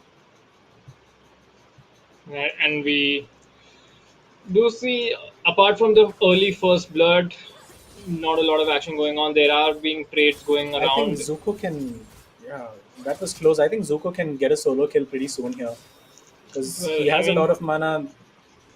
Yeah, well, not feeling confident to get the dive on to the Akali under the turret. Akali might just shroud and end up getting the kill for herself. But Katrina bot now just starting to push this lane. The Aatrox getting and shoved in will so miss a few if minions. you look at the mini map, the Volibear and Gwen are both moving into the mid lane. Kranko's But already Cranko is present. right here for the counter engage. He will walk up, not use any of the abilities. The passive will root down Zuko, and beautifully played by Cranko to provide support to his mid laner, expecting him to get ganked and covers from him really well. So not Yeah, even and like Katrina bot didn't even have to use flash for that. yeah, and Oh, Kranko. Cranko might have stayed longer than he wanted to. Ends up using his flash to run away, but now Black Infinity is there as well, but the hook will miss and the chains miss as well. A lot of miss abilities going down. Zenith Blade, on the other hand, does connect. Volibear is roaring in. The root does not land, but Volibear gets rooted up as well. The hook might be coming up, and there you go. Black Infinity picks up that kill onto the Volibear. Flash forward from Katrina Bot will Oh, be followed up beautiful. by Dom Skitten flashing and rooting Katrina Bot as well. So well played by Dom Skitten right there to trade that one kill back. Now Beyond Bankai is Yeah, but dangerous to go under his turret. I Cranko has blood in his eyes. Oh, the hook will be blocked by the minion. and I'm scared for the sides of Coco Cats now because Black Infinity has 2 kills and 1 assist to his name. Whenever he goes back, he's gonna pick up a lot of items and spend a lot of gold. So, uh, just a very messy last few minutes in the mid lane where both the sides are just trying to fight each other out for some reason, and a lot of flashes were burned. Cranko, Katrina bot, Black Infinity, Typhoon, Beyond Bankai, and Domskit, and all of them burned their flashes. So Yeah, like it's it gonna be was a really open game from now on. it was like poorly played in the beginning, a lot of miss abilities, as you said, but then a lot of kills going towards the side of Temple Kings. Now, as you mentioned, Black Infinity got that sheen, that Caulfield's Warhammer. He's a happy camper, and we already talked about how he's so good at this Veigar, and he has a lead now. So let's see if he can snowball with the 2 kills that he has right now and completely take over Summoner's Rift, as we Yeah, have and he used is going to to start him off the doing. dragon instantly. Zuko? Okay, Zuko is fine there, I guess. But yeah, he starts the dragon. It's going to be a free dragon. I don't really The think that he chains can do fight connect the onto Viego right Beyond now. Bonkai. Katrina Bot really dodging out so well, just moves around from the sweet spots of the Aatrox queue. Beyond Bonkai having a hard time against this Silas in the lane. Now Cranko is back again looking to make Beyond Bankai's life Zuko's even looking worse. for But Zuko will Sasibaka open here. up with his ultimate in the top lane, trying to get that kill onto the Akali. Akali will just use the Shroud to escape.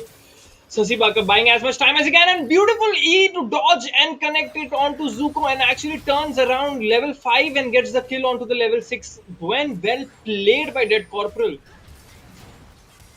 Yeah, really well played by Dead Corporal. Plays with the bushes and the vision there.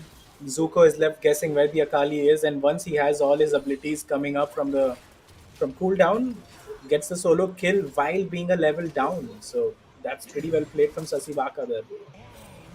Now, Typhon is in the lane. He will try to push this one out, break the freeze, helping out his top lane. Let's see if Sasibaka allows for that to happen. Typhon is level 5, but with the Volibear passive, he will make sure that wave crashes into the turret and there is no freezing business going on in the top side. Yeah, but he shows himself onto the top side, and look at this. Viego Black Infinity just goes, Oh, takes Hook the will red connect buff. He's onto like, I'll Dom's take kitten that. right now. Zaya root will not land, just does a little bit of damage. So they are looking to push this lane, but Black Infinity is like, no, the timing is gone. He will just go to his jungle, get those camps down. So no dives coming on right there. Yeah, and Aatrox is anticipating a dive there, so he moves to the bot lane. He's gonna waste quite a lot of time here. I in the mean, his anticipation, wave he's is still at a standing there. pretty decent position, so I think he can afford to do that. He might be able to get back just in time, just covering for his bottom lane. He does end up getting the executioner's calling level or the first item back against the Silas. We've seen a lot of people do that, so that just cuts down Silas's main ability, the W Kingslayer's healing, by quite a bit. Yeah, but he's still getting out traded because of how the laning phase has gone for him. Uh, really hard matchup for him to navigate, although it shouldn't be. Viego is moving to the top side. He might look to take the blue buff as well. So Typhon does not get his blue or red. Now the chains do miss, but here we see we've said this sentence so many times this game. Cranko in the mid lane will tank the turret to Katrina try bot. to help Katrina Bot. Katrina Bot goes forward a bit too much, but Black Infinity is there as well to save the day. Make sure that Katrina Bot goes back safely. So Beyond Bankai just barely escaping with 100 HP, and no one going down for either team. Yeah, and the super mega death rocket misses as well. I don't know if you're watching the mini map, but he had aimed it. Uh, Black Infinity is counter jungling so much in this game. He picked up the red side camps. Now he's picking up the blue side 70 camps. CS to 50, and those are jungle CS numbers, not lane CS, so those matter more as well.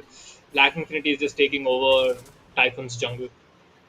Yeah, he's going to pick up the Scuttle Crab as well, and I'm pretty sure he's going to start the Rift Herald. So he's having a really free jungle performance here.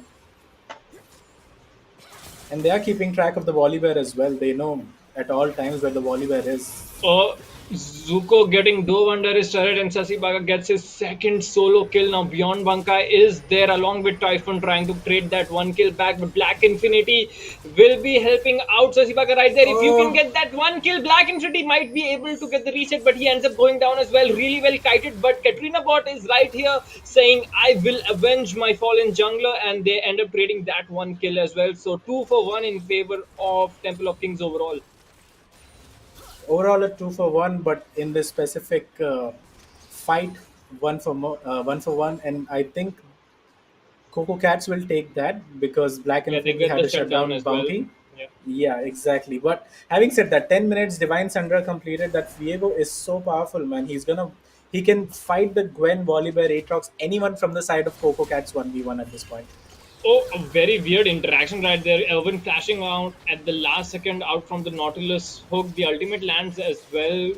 Angel's Lotus uses his ultimate for a lot of damage, but the Zenith Blade does connect. Now he uses his ultimate. Good flash will make sure he takes down Irvin before going down himself. Typhoon gets that 400 gold for himself. Uh, yeah, and the ultimate from Angel's Lotus literally just came back like 1 second ago, and he uses it, flashes into the Jinx, and kills him. Or Typhoon But will I just think run it's into Cranko and Katrina bot, but the Leona is there. The Zenith Blade does connect onto Cranko. They find themselves in a 3v1. Maybe they just try to bite off more than they oh, could nice chew. The rocket. Super Mega Death Rocket connects, makes Black in. I mean, Katrina bot uses Slash as well. Uh, Jumps on to Dom's Kitten, taking Volibear ultimate, but is not able to finish her off. But now Black Infinity is here as well, might be looking to get a few kills for himself, gets slowed down, uses the ultimate to close some distance, but the Aatrox will just E away. Akali follows along with her ultimate. Sasibaga does end up on a killing spree, so games being broken apart right now. A lot of messy fights going around everywhere, a lot of misplays, but they do end up trading the kills, and now Black Infinity finds himself in the bot side looking to take down Irvin. yeah, and Irwin does not have his flash up. I think he's just Oh, gonna that's die a here. It's really dead. unfortunate. I mean, good Flame Chompers actually buying the time for the TP, but Zuko TPs with Zuko. barely any HP and goes down as well. But Volibear is here, and Typhon will end up getting the kill onto Angel's Lotus, and it's just a matter of time before Cranko goes down as well, as long as the Zenith Blade is up. There you go, there's the Zenith Blade, and Typhon will end up on a rampage. This Volibear going 5, 3, and 2. Yeah, and he's on a rampage here, and I mean, so many fights, so many dives coming in, and it's usually a 2 for 2 trade from either side. having said that, Viego does pick up the dragon, so it's how you play. So even when these guys are diving bot lane, they're making sure they're getting something on the other side of the map. So they use the Rift Herald, get 3 plates, 2 for 2 trade, but they get the dragon. The So Akali will go in after the E connects onto Beyond Bunker, and the Ignite will just take him down. Dead Corporal just wreaking havoc on this Akali. and he's Now so Zuko far does ahead, find 4 0 himself and 2. dueling Katrina bot. Katrina bot steals the Gwen ultimate as well, but Zuko will just try to run him down. A good W. The Kingslayer will heal himself, and the Oh chains will connect, ending up in a stun, and beautifully played right there by Katrina bot to end up with the kill. man, that was really close from the 0-3 Gwen. Honestly, if she had her ult up, I think that would have been a clean kill for Zuko, but he didn't, unfortunately, and pays for it with his life. And the Oh, bot nice ult lane, coming out Iona from going Leona, down actually saves her life. dangerously low as well. Yeah. And there is just fights going around everywhere. 13 minutes and 19 kills already. 5,000 gold lead overall. Will take a second to breathe as the game calms down just a bit. But as soon as I say that Volibear looks to gank bottom lane, it's a 5,000 lead for Temple of Kings, 12 kills to 7. And I think Angel's Zaya Lotus might will die here. run He into the does not void. have. Yeah, she does not have the ult, does not have the flash. The Volibear is running him down. The Volibear does not have the ult as well. A Oh, the good rocket. sidestep coming out by Angel's Lotus. He dives in now. There goes Zaya. The root actually lands, but Typhon ends up going back. But a good zap landing from Jinx will make sure that it's not a complete disaster. There was Yeah, a and I am not miscommunication between sure Shokya how. and Don Skitten. Yeah, I'm not sure how Erwin connected that. I thought there were a lot of minions coming in Minions, between the exactly. Zap That did not look right. and Cranko. Yeah, exactly. And I don't know how he just turned the bullet as you've seen in Wanted movie, but he did it somehow and gets the kill for himself. So a 2 for 1 trade out the support. It's a really good trade in the Now bot lane. Black And Infinity will find himself in a 1v1 against the mid laner of Coco Cats and will just take him down. There's the level 5 mastery as we would expect from these players and completely destroys Beyond Bankai. yeah, and the Aatrox pick in the mid lane is not doing Oh, the E beautifully anything. lands onto Zuko. The Azuko's dead R1 here. connects, and oh my lord, Sasibaka is just showing why he is one of the best top laners in India right now. But Franco finds himself in a sticky situation as well. A good ultimate will make sure Irwin gets rooted up as well, but he is tanking the turret, so Angel's Lotus is not able to trade that one off. These Irwin will fights are pick up the kill. non-stop. Yeah, and the super mega death rocket. Oh my god, Katrina bot from the river completely just bamboozles away. He's like, wait, that's my ability, and he ends up dying. Yeah, but he had flash up and he flashed into the ultimate.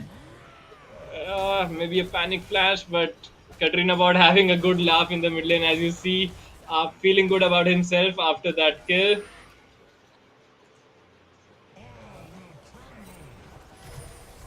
I am not too sure about that flash, man. That's quite disappointing. But having said that, so many team fights going on. Like this is so hard to keep up with. Keep track of. Yeah. Yeah, people are fighting So mid. Jinx gets the double kill, but then you swap up to the top lane, and then Sasibaka's killing Gwen, and when the Gwen is dead, Volibear starts fighting with the Akali. So many fights going on, so many skirmishes here and there. this completely looks like one of my solo queue games. And while this is going on, it's like you can say it's calculated chaos coming out from the Sasibaka side of might Temple be of Kings. caught out, but beautifully uses Who's his E catching to who check the here? bush. Now Sasibaka will follow up with his ultimate. The Q does not land, but Domskitten will be forced to flash away. But a beautiful route by Black Infinity makes sure that he does not. Wait, Angel's I Lotus think has Angel's Lotus disconnected. Oh no, DC. unlucky. He just disconnects in the turret and ends up giving a free kill to Irwin. I Now, I think Temple of Kings should have just paused the game there. It was quite obvious that the Angel's Lotus had DC, I mean, and he I'm was not too sure tanking the why it turret wasn't paused. anyways. Like, I don't think it would have mattered because even if when you unpause, he's gonna be tanking the turret regardless. And Yeah, but the very hits unfortunate. become Very from unfortunate. Yeah, 4-1, right? very So unfortunate. 154 and 144. The bottom lane 2 and 9 collectively from Temple of Kings completely struggling against Irvin and Domskitten, and Irvin showing why his Zaya, why his Jinx is so good. But in the top side of the map, it's a completely different story. 602 700 gold shutdown, 513 400 gold shutdown, and 422 250 gold shutdown on the top laner, jungler, and mid laner for Temple of Kings. And these guys are looking to carry this game. Yeah, and that's third dragon, Mountain Dragon going on.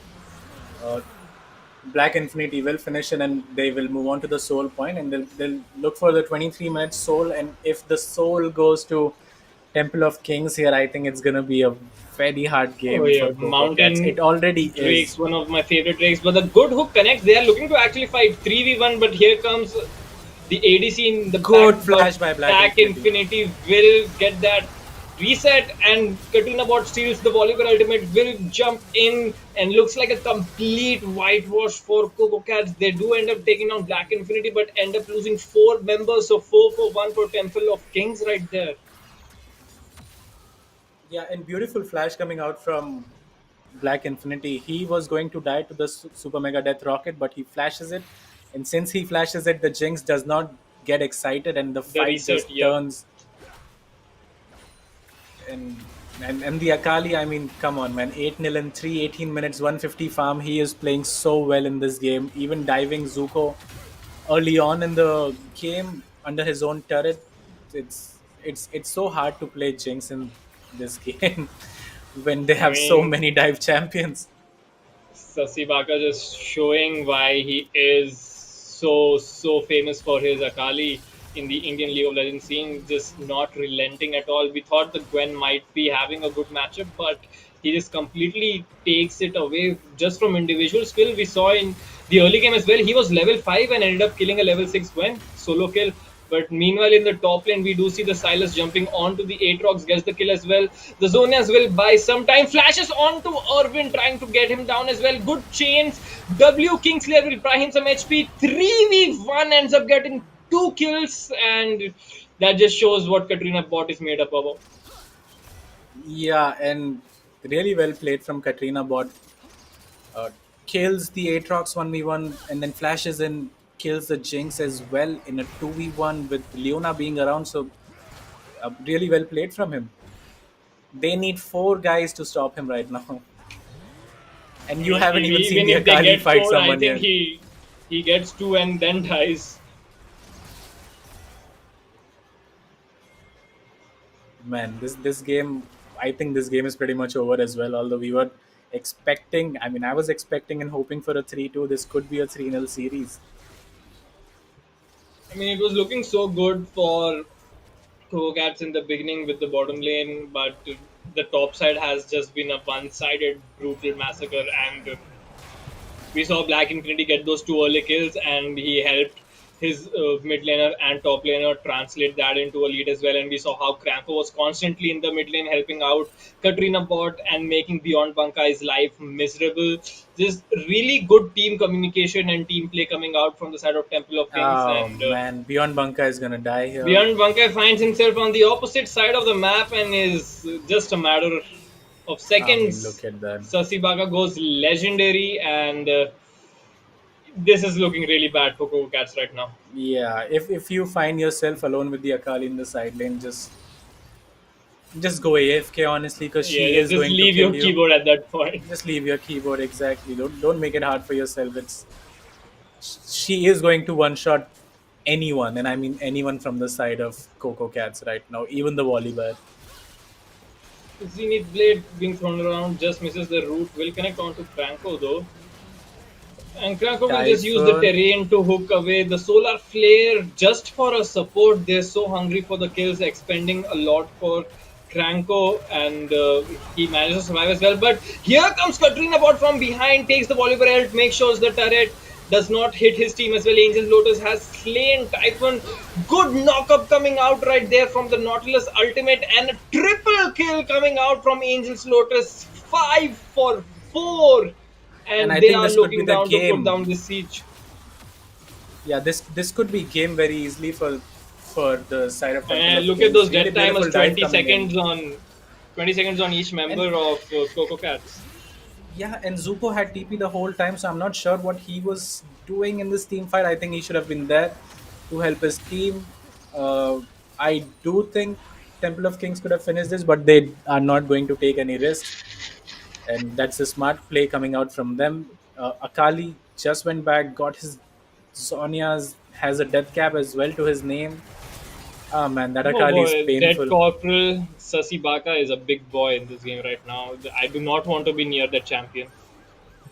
Yeah, and they are all on 3 items right now. Akali, Zaya almost 3 items completed. Silas has 3 items, picked up the demonic embrace. Ah, man. I mean, There you go. This just again yeah, beyond it's Bankai not 1, close. 8, and 5. That's it's one of his worst games, honestly. And I'm not too sure why would you pick the Aatrox if it was just to deny it from Dead Corporal. Why don't you just ban it instead of Yeah, playing like it? you And did this was the mention same. how Yeah, it was the Aatrox same is pattern not the last best night mid as lane. well. Yeah, same pattern last night as well when uh, Pineapple Cakes were picking Katrina mid again and again just to deny it, but it didn't work out for them. Same in this game as well. Just ban the damn champion, man. Don't And force we yourself to play it. keep talking again and again how Temple of Kings are the best team hands down in India, and they keep showing us again and again why that is the case. They're beating down Win, Beyond Bankai, Zuko, these famous players like it's nothing, and they're making quick work of them. Now Katrina Bot finds himself in a 1v5, and those are some odds that even the great Katrina Bot cannot play against, so he ends up going down, but his team meanwhile ends up taking the Baron in the top side. Yeah, and quite optimistic, I should say, from Katrina bot, but it doesn't really make a difference. While he was in the bot lane trying to fight 1v5, his team was taking the Baron, and they, Dom's kit in. I do not know if he wanted to land that Zenith blade. If he will go I down in that the poor background. Jinx is We gonna die see as well. Typhon trying to do as much as he can, jumping onto Angel's Lotus, but will get kited away. Meanwhile, a double kill from Sasibaga. Make that a triple kill. A clean ace 5 for 1. Okay, Katrina Bot did die. It was actually 4v5, and they end up Yes, getting all 5 kills. Sasi Baka has 14 kills. To put it in perspective, Coco Cats has 15. That's how dominant he has been in this game. And just ridiculous. Yeah, and just like that, Dead game two Corporal ends as just well. comes in as from game number 1. Like he was like he tells Crow to like, hey, do you mind me playing, Watch and he him. just completely takes over the Summoner's Rift. Absolute demolition coming out from the Sarah Temple Kings. They go 2-0 in this best of 5 series, and now Coco Cats can't have any more errors. They have no room to breathe, and it's like they have to win 3 in a row now. And I thought the game number 2 might be a little better from game number 1, but it just honestly was worse. So, what's in store for this tournament, this match? I Yeah, don't know. and let's look at the scorecard as well. Sasibaka, I do believe, finished 14 nil. So perfect game coming out. Yeah, as you can see, 14 kills, 14,000 gold, highest damage, highest gold, highest kills, lowest deaths. So this guy he's like, just watch me play this Oh, game, man. like hands down MVP performance coming out by Sasibaka. Just takes Oh that yeah, Akali, and brings down the pain onto Team Coco Cats right there. Again, Irvin and Dom Skitten had a good laning phase. At least that is one plus point they had for themselves. But the top side of the map just suffered completely. I'm not sure about that Aatrox mid lane pick as well. And things have to drastically change in the draft from game number 3 if Coco Cats do not want to go home after just 3 games. And I hope they calm themselves down. I hope Irvin tries to talk some sense into his team, I, and I, I hope they don't really try things while being in such an important series when they're playing the Aatrox mid and trying to flex it around. Just do the basics, pick champions that you know how to play and which will do good in the laning phase regardless of the matchup. So why don't you try those champions instead of experimenting in the game? So I I'm mean, not too sure you should do that. yeah, I mean, there are a lot of positives for Team Coco Cats as well. So let's hope we get a more competitive game number three. And I'm all down for a reverse sweep story. I'm here to sit for game 5 games, and let's hope that Coco Cats can bring this game number three back. But Yeah, in and, the and meantime, as exciting as that sounds, I don't think that's gonna happen. Temple of Kings have been smashing them. These games have not been close. I mean, yeah, second game was not close. Dead Corporal was just like, now I want to go home soon. I want to sleep soon. I have school tomorrow. But he is not here to have any sort of like leisure. But we'll look forward to game number three, and let's see if Coco Cats can start a beautiful reverse sweep story, or if it's gonna be Temple of Kings to just go 3-0 in the grand finale and lock their place in the Asian Games in Hangzhou, China. So see you guys soon. Run with it, mix it up, go with it, flow with it, please let it go. Oh, no, babe, I did it again. I said a few things that I shouldn't have done. Well, bittersweet melody when I dance on your fly. 'Cause I know what you don't. It is me you adore. How does it feel to breathe when you're dead? They've never seen you out of your bed. Cut to the bone, it's broken, I bet. How sad. How does it feel to breathe when you're dead? They've never seen you out of your bed. Cut to the bone, it's broken, I bet. Now come alive with me and quit the jealousy. I know you're bored, I know it's boring me. Now come alive, baby, get out the grave with me. I know you're bored. How does it feel to breathe when you're dead? They've never seen you out of your bed. Cut to the bone, it's broken, I bet. How sad. How does it feel to breathe when you're dead? They've never seen you out of your bed. Cut to the bone, it's broken, I bet. How does it feel to breathe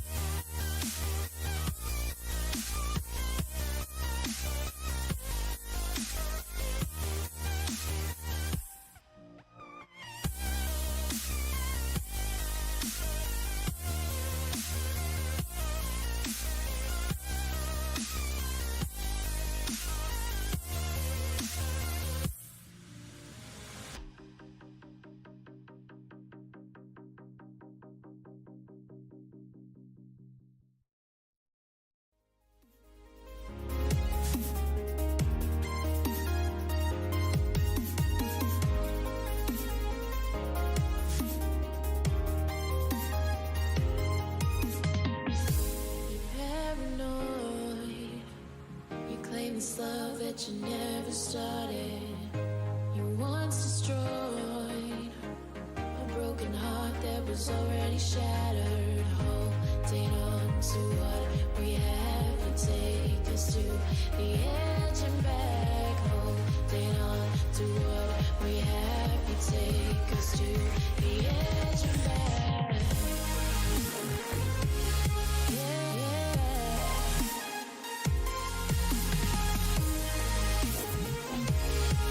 The edge.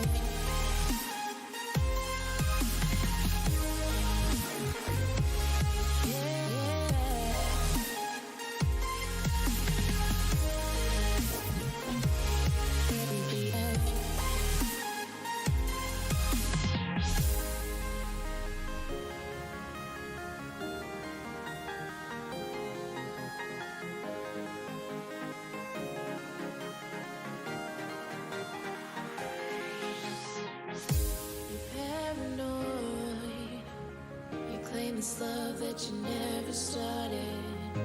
You once destroyed a broken heart that was already shattered. Holding on to what we have, you take us to the edge and back. Holding on to what we have, you take us to the edge and back.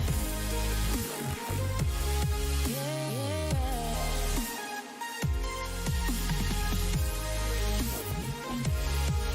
The edge.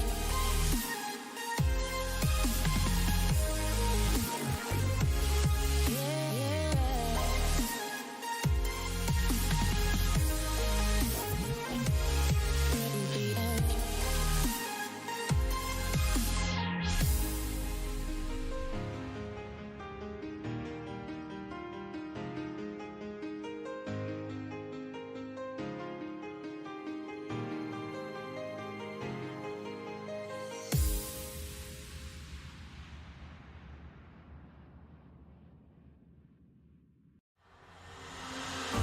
edge.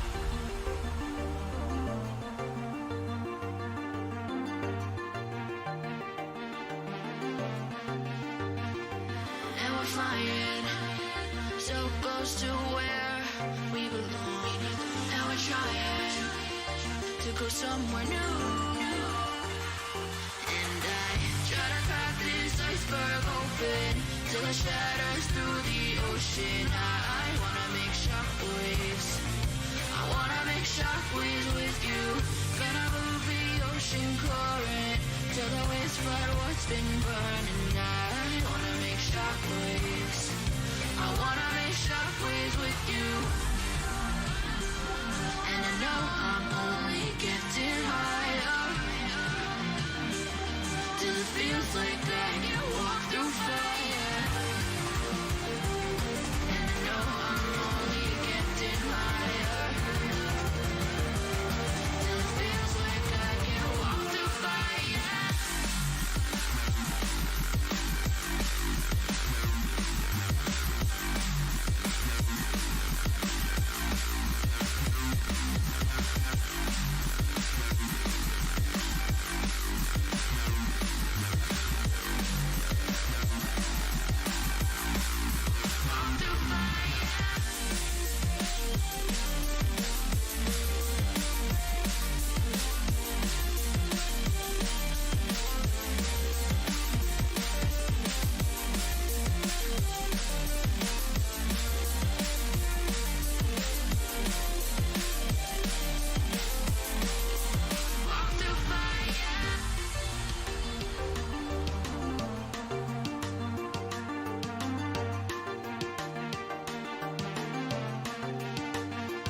Trying to step back and see the view from above.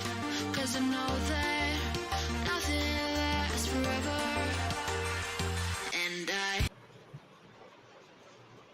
Alright, so welcome back, guys. And in this grand finale, best of 5 series, Temple of Kings are 2-0 up, and Team Coco Cats have their work cut out for them. They are looking to bring back this series in this game number 3, and we will jump straight into the draft. And Kaka, how do you go into this game thinking that you have to win 3 games in a row if you want to stay in this tournament?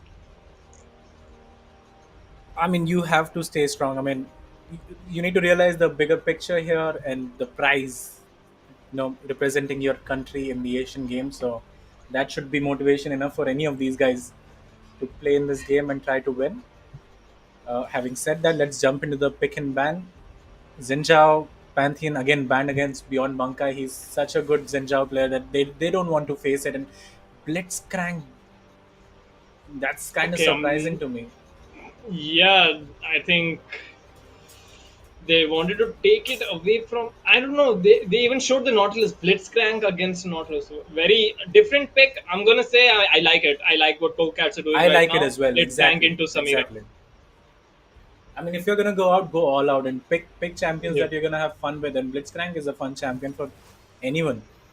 Having said that, when you yeah, pick and Blitz, you have to expect the Ezreal. yes, like especially if the support has been picked as well, or otherwise you could have been looking at a Morgana, but. Not taking any chances, you either pick the Ezreal for the Arcane Chip or you pick the Tristana for the Rocket Jump. But the bot lanes for both the teams are set now. Yeah, Nautilus, and Ezreal Irvin and into Dom's Kitten are Samira and Blitz. yeah, Irvin and Dom's Kitten are gonna look to try to dominate the bot lane in this game, and they have been trying to do that in the first game as well. They Yeah, picked MF like and Karma for the laning phase, but fell behind. I mean, Yeah, last game they had a good game as well, and we saw the jinx of Irvin go ahead, and he did end up doing pretty well for himself, but the top side of the map could not do the same. So let's hope the Irvins, Samira, and Blitzcrank from Dom's Kitten show us something else.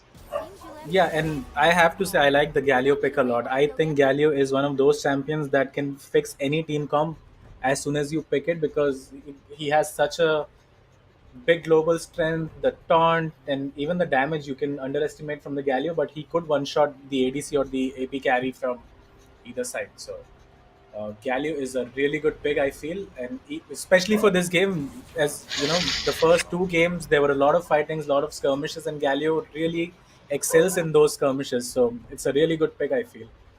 And I like the Silas ban as well. So when you pick Galio, you're afraid that the Silas might come out and try to steal your ult and match your roams or ulti, and they just deny that possibility completely here.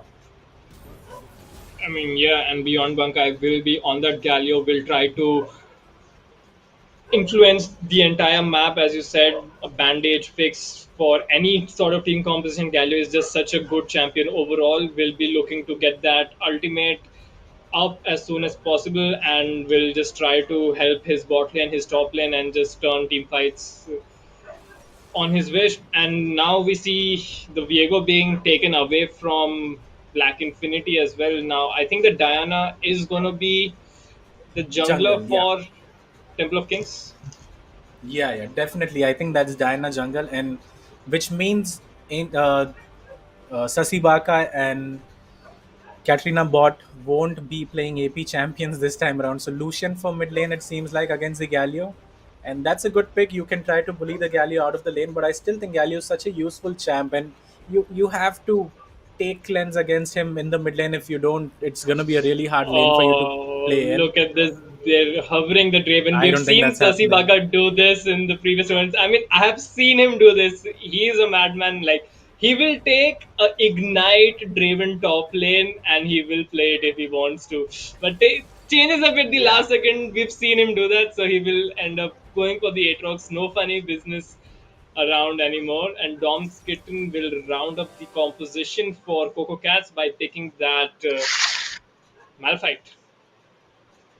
Yeah, and a really basic, really good team comp coming out from the side of Coco Cats. They have gone back to the basics.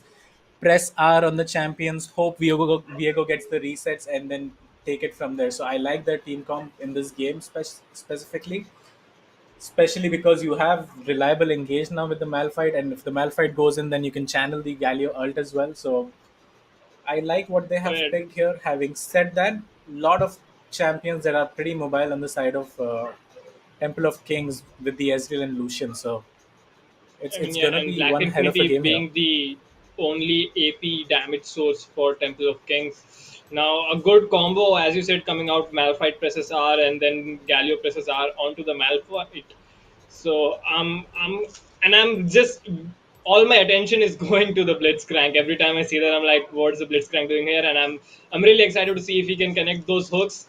Like it can be so oppressive and it can go so well if the Blitzcrank hooks start landing. Almost every single hook will result in a flash or a kill. So I'm hoping that Blitzcrank shows up big time, and I'm excited to see what the bot lane for Team Coco Cats are going to show this time. Yeah, and whenever you pick up Blitzcrank, even in solo queue or in team games, it screams level one, and you want to try Yeah. to invade the enemy team at level one, try to get that cheeky hook in, try to burn a flash, and then look to punish in that lane. But bottom 2v2, Ezreal and Nautilus versus Blitzcrank and Samira, I think Samira and Blitzcrank have a huge edge, specifically and especially if Blitzcrank connects the hook. Even if he connects the hook just once onto the Ezreal, I think that's going to be a dead Ezreal, so that's something to look out for.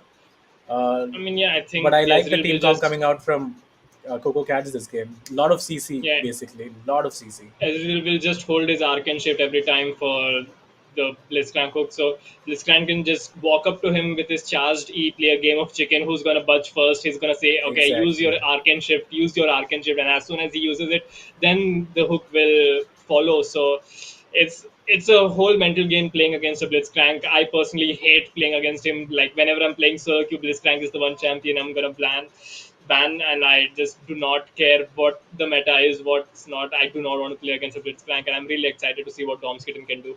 Yeah, and you get hit by one hook, and then you're just wondering, is he gonna predict again where I'm gonna jump, Yeah, or where I'm gonna, if my sidestep won't be enough, and that's how these little mind games, as you said, if he just decides to go up and knock him up with a Z, and then holds on to the hook before the Arcane shift. So a lot of mind games in the bot lane, but it's gonna be a fun matchup, and I can't wait to look. so a very important game for Team Go Cats, playing for the survival and basically playing an elimination game for 3 games in a row if they want to stay in the tournament and if they want to represent Team India in the Asian Games. Down 2-0 in this best of 5 series. No room for any more errors. They have to be on top of their games and they have to show why they are in the grand finals, and they have to bring out their best performances and hope for a miracle reverse sweep situation, and I'm all up for And it. they have to switch their perspective and their mental from a best of five to a best of one now. And those Mhm. best of ones, there are going to be three best of ones in a row, and you have to win all of them to win the series basically. And one mistake, one game, and they will be out of the tournament as well, and they won't be representing India. So it's a huge deal. And Temple of Kings have not given us a reason to think that they're going to lose the third game, because they have been fantastic in the first and second game. First game they ended in 27 minutes, second game 25 minutes, and as soon as Sasibaka came in, he's like, guys, what are we doing here? Let's finish this. And that's, Yeah. I think, Uh, yeah.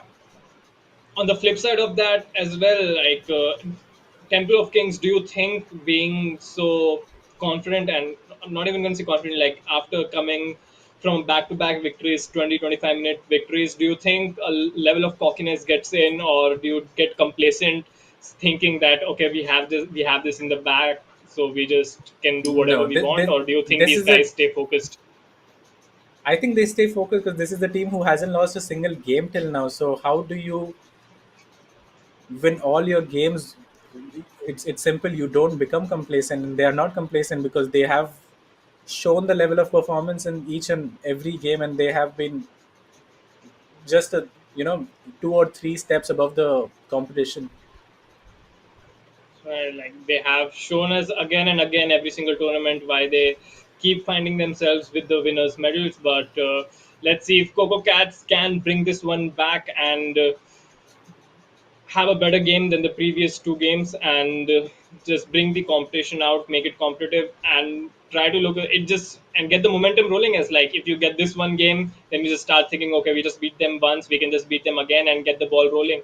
That's what Cats are gonna look to do. Whereas Temple of Kings are gonna be like, okay, we got them 2 times already, we can do it again. Just don't try to fix what's not broken. Just keep doing whatever we were doing, and we can 3-0 this grand finale and go to Asian Games. Yeah, and speaking of the matchups as well, I think Shokya did really well in the second game with his volleyball. He was basically everywhere trying to fix the mistakes from his teammates. And even in the first game, I think he played quite okay. Zuko did pretty well against Trundle, but found himself losing the game. So let's see who steps up from the side of Coco Cats, and they all need to step up, obviously. But let's see who can be that difference maker here. And I really hope it's the Galio pick. Oh yeah, like you love playing that champion, being a mid laner. I love You, Galio, yeah.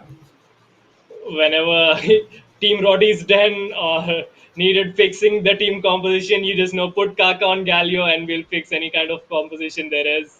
And you would perform on the champion too, so I'm expecting Beyond Bankai to show up big time on the Galio as well because he's Yeah, not and, getting and his I'll be Zinjao, keeping the a signature champ. microscope on him and watching his performance right now because he is picking one of my favorite champions. So let's see how he does. But let's again, 2 He nil was down, a the confidence could be low as well. So he was a center of focus for the entirety of game two as well. Franco would just keep finding himself in the middle lane, just keep ganking him again and again and again, making his life hard on that eight rocks. So let's see if his mental has been affected from that. Is maybe like, yo guys, these guys are camping me. I need your help.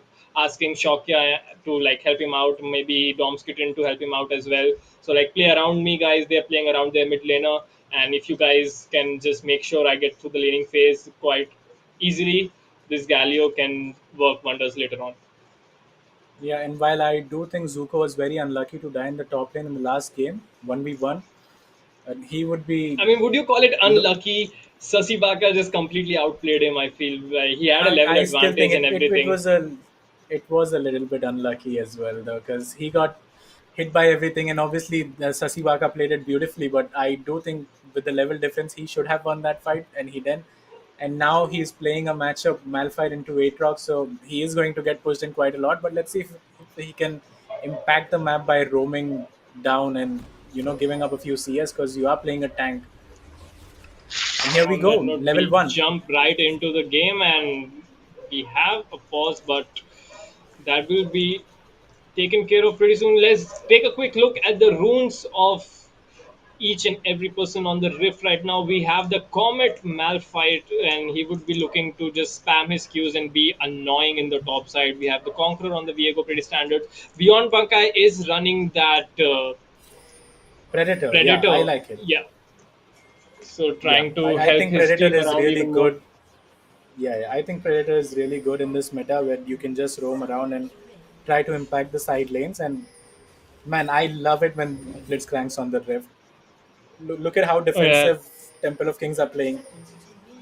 All of They them have maybe expecting invade and stacking around as five members in the bottom side of the river, whereas Team Cocats are stacked up in the mid lane brush. Both of these teams wanting the other teams to run into them now. It will be both of them actually oh running back Faisal, into I the think they're jungle at gonna the meet same each other time. This soon. is gonna be spicy. These members are gonna meet 5 versus 5, level 1 running into each other. Now Temple of Kings will have the advantage because they were out of vision. Huge Good taunt. knock up coming on, and the huge taunt, as you mentioned, from beyond Bankai will make sure they have some sort of an advantage. But there's a double kill coming out from Angel's Lotus right there. So, like, I don't know what happened. Maybe I thought after that taunt, it was just Coco Cats who were looking like they were gonna be coming up ahead on that one, but Angel's Lotus had different plans, and even Sasi Baka landing those knockups again and again. Remember, Aatrox gets 3 knockups level 1, so that played into their favor as well. And now we do see 2-0 Temple of Kings starting out with an advantage yet again. Angel, oh, where have we seen this before? Angels Lotus starting the game with 2 kills. With 2 kills, yeah, and again it's an uphill task right from the start for the side of Coco Cats. Level 1, they lose so heavily. 2 kills onto the person you don't want to give the kills to because Ezreal does need like items to spike, but when you give him 2 kills at first minute, Just speeding yeah, up his he's Muramana, not gonna be speeding good. up his Essence Reaver, speeding up his Crown of the Shadow. Oh, good. Oh, wait, what? Wow. Cranko Cranko channeled his buffered hook because his he was hook on the expecting. terrain, Yes. expecting the hook, and just like that was disrespectful coming out from Cranko right there. That was Shows the so level 7 cocky. mastery as well. Yeah, that was so cocky. He knew he was gonna get hooked, and he's like, you know what? Let me do this now. Try hooking me now, and he does get hooked, and gets out easily. That was beautifully And played by him. the, the So level 7 flash after that as well. We know Cranko for being that cocky player, and he's just not showing any signs of stopping that as he gets older anyway. yeah, no sign of aging at all. And top lane fight. Okay. That is a very different math fight skin. I have not seen that one before. Big claws for hands right there. Almost look like a volleyball to me. And Sasibaka will be able to push in the waves and crash it to the turret. So Malphite will be looking to get his CS under the turret. And beyond Banka, as we would expect, having a little hard time against this range champion in the Lucian. Yeah, and we can't really see the now we can see the scoreboard. It has been reset. So Ezreal went back and picked up the Sheen for himself. Yeah. And Diana 00 and 2 Dark Seal to her name, and he's farming pretty well as well. And look at this. Coco cats are invading the red side jungle right now, trying to find the Diana, but she's nowhere to be found. She's taking the top scuttle. Crab Now the Justice Punch will Mission. barely miss the taunt does connect on Beyond Ankai, but Black Infinity is there yet again for the counter Oh gank. So no. he will just pick up those double kicks, will flash forward, looking to get the triple. The red buffs are slowing down, skin down on triple kill coming out for Black Infinity. So 3-for-1 in favor of Temple of Kings. It was a good proactive play coming out by Coco Cats, but Black Infinity had other plans. He just shows why he is one of the better junglers, if not the best jungler around. No, he is the Good best jungler in this. anticipation and just picks up 3 quick kills, and now there's 2 champions on Temple of Kings who are just way ahead of the curve. Yeah, 3 kills, 400 gold bounty, and he's the only AP champion coming out from Temple of Kings. So he had to be at least even or ahead in this game, and now he finds himself so ahead. He's gonna go back, get that Nashor's Tooth completed pretty soon in like two, three A minutes. hook Angel's connects Lotus. onto Angel's Lotus, but he will just arcane shift away. It's just so hard for the Blitzcrank to maneuver around this Ezreal. So that's why he will be looking to just roam and try to affect the other lanes. It's just very hard to lock down the Ezreal. Yeah, and small CS lead in every department coming out from Temple of Kings. Mid lane is up 14 CS, top lane is up 12 CS. So they are doing pretty well in the CS department. Black Infinity is level 6, so he's gonna look to Black ult Infinity, a and kill beautiful both of them. ultimate will connect onto both of the members now. A hook connects Beautiful from hook. Cranko onto the Blitzcrank as well. Angel's Lotus goes on a killing spree, but Cranko does end up going down into the Blitzcrank. 2-for-1 in favor of Temple of Kings. Now Temple of Kings just running away with the game slowly but surely. Yeah, and Dom's Kitten did well there to trade it for like 2 for 1, but still, Black Infinity level 6 The goes for the lane culling gang. bringing down the pain on Beyond Bankai, forced to flash away to stay alive. Now Katrina bot just bullying this Galio in the middle lane, and that's what we would expect early on with the Lucian as well. But let's see what happens once Galio gets that level 6 and can start influencing other lanes. Oh, Yeah, the hook and connects onto hook onto Black the and Lucian. I mean Katrina But bot. the turret's not aiming the Yeah. Lucian, obviously. And Katrina bot, smart as he is, does not hit the Blitzcrank at all and get the turret aggro. Breaks the freeze as Tom well here. Kitten He's staying aggressive will use the E to Cranko's knock here. him up. Good dodge on the hook. Cranko will just flash forward to root him down, and they take down Katrina bot, and Beyond Bankai just punching the hell out of Cranko right now. Gets the passive auto attack, and there you go, Team Coco Cats. Bring back a few kills for themselves. 1-for-2 in favor Yeah, of Coco Cats. and that's the beauty of Galio, right? In these skirmishes, you have so much CC and damage in the early game that you can win these fights when everyone's present. When it's a even fight, I think the Galio wins pretty much all the time. And Black Oh, Infinity look is at looking this for Black Typhon here. Infinity waiting in the red buff jungle area. Will end up getting the He's smite dead. and gets the red buff as well. So he's like, okay, I might not have gotten the kill, but I got what I came for. He did not have his And ultimate, or did he? But he could not finish the Viego no, down. Black Viego did Infinity use did his flash ult. though. He did ult, but Viego smited the Red Bramble, Red so buff to he get healed HP. up Okay, there. yes. Yeah, that's what happened there. And look at Black Infinity's item. He's gone for the Magi Soul Stealer already, and he has First 9 stacks. item, So Magi Soul Stealer. first Oh my item. god, So this guy cannot get any more coffee. Thank that's God. just his confidence, I think. And it has Yeah, been he a has good nine game for stacks on him. it.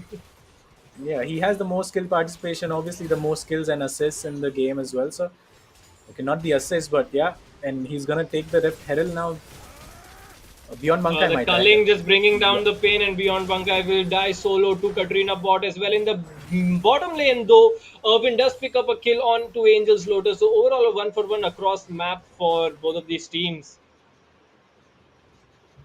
Yeah, and Galio dying solo in the mid lane is not really helping them, is it? Because he had to burn the ult to save Typhon as well.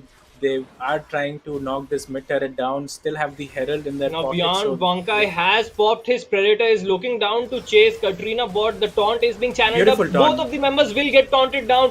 The Malphite ult makes sure that they get the kills. Now here comes the Aatrox trying to get a few kills back. The Blitzcrank does end up going down. Now Typhon is running for his life. A few messy fights going around. Two different fights on both sides of the river. Black Infinity goes unstoppable, and double kill coming out by Sasi Baka as well. So again, it was Coco Cats who were proactive. They were looking down to get the kill onto Katrina bot. They did end up doing that, but then we've seen it time and time again. Temple of Kings are always there to back the team members up, always there to trade those kills back, and we saw just that.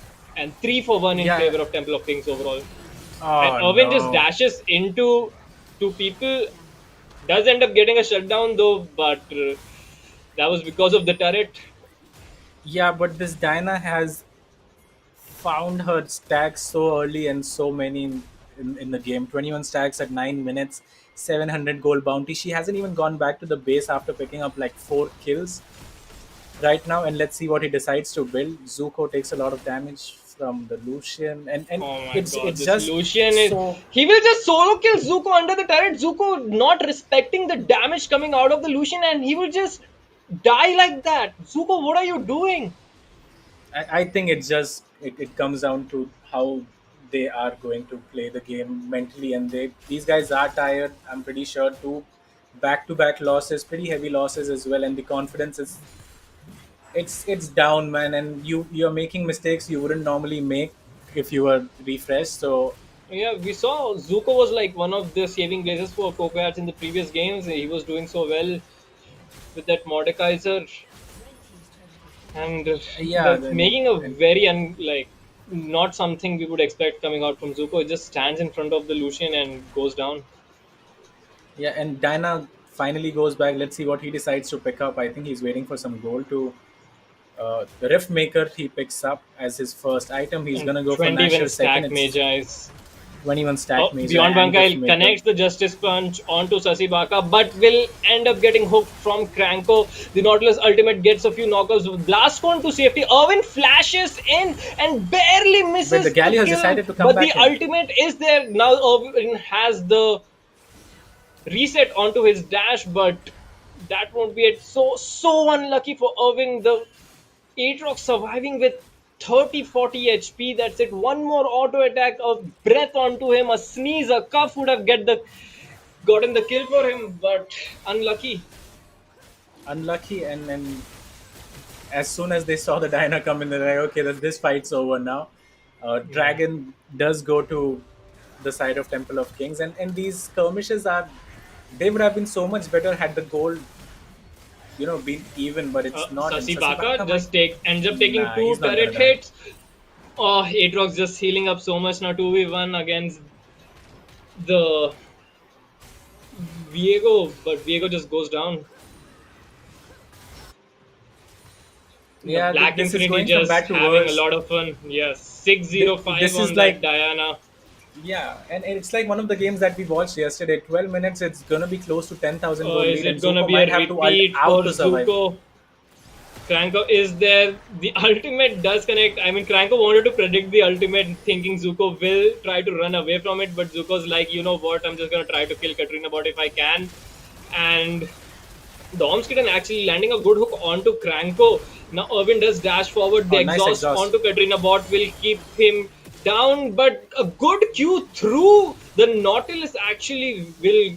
I mean, Blitzcrank will end up getting the Oh, kill, but Domskitten punches, uppercuts the Lucian and kills him. So I think a yeah. favorable trade, 1 for 2 in favor of Coco Cats right there. So a few kills coming No, that back from was a Coco two for Cats. two actually, because the Malphite died Okay, previously as well, right?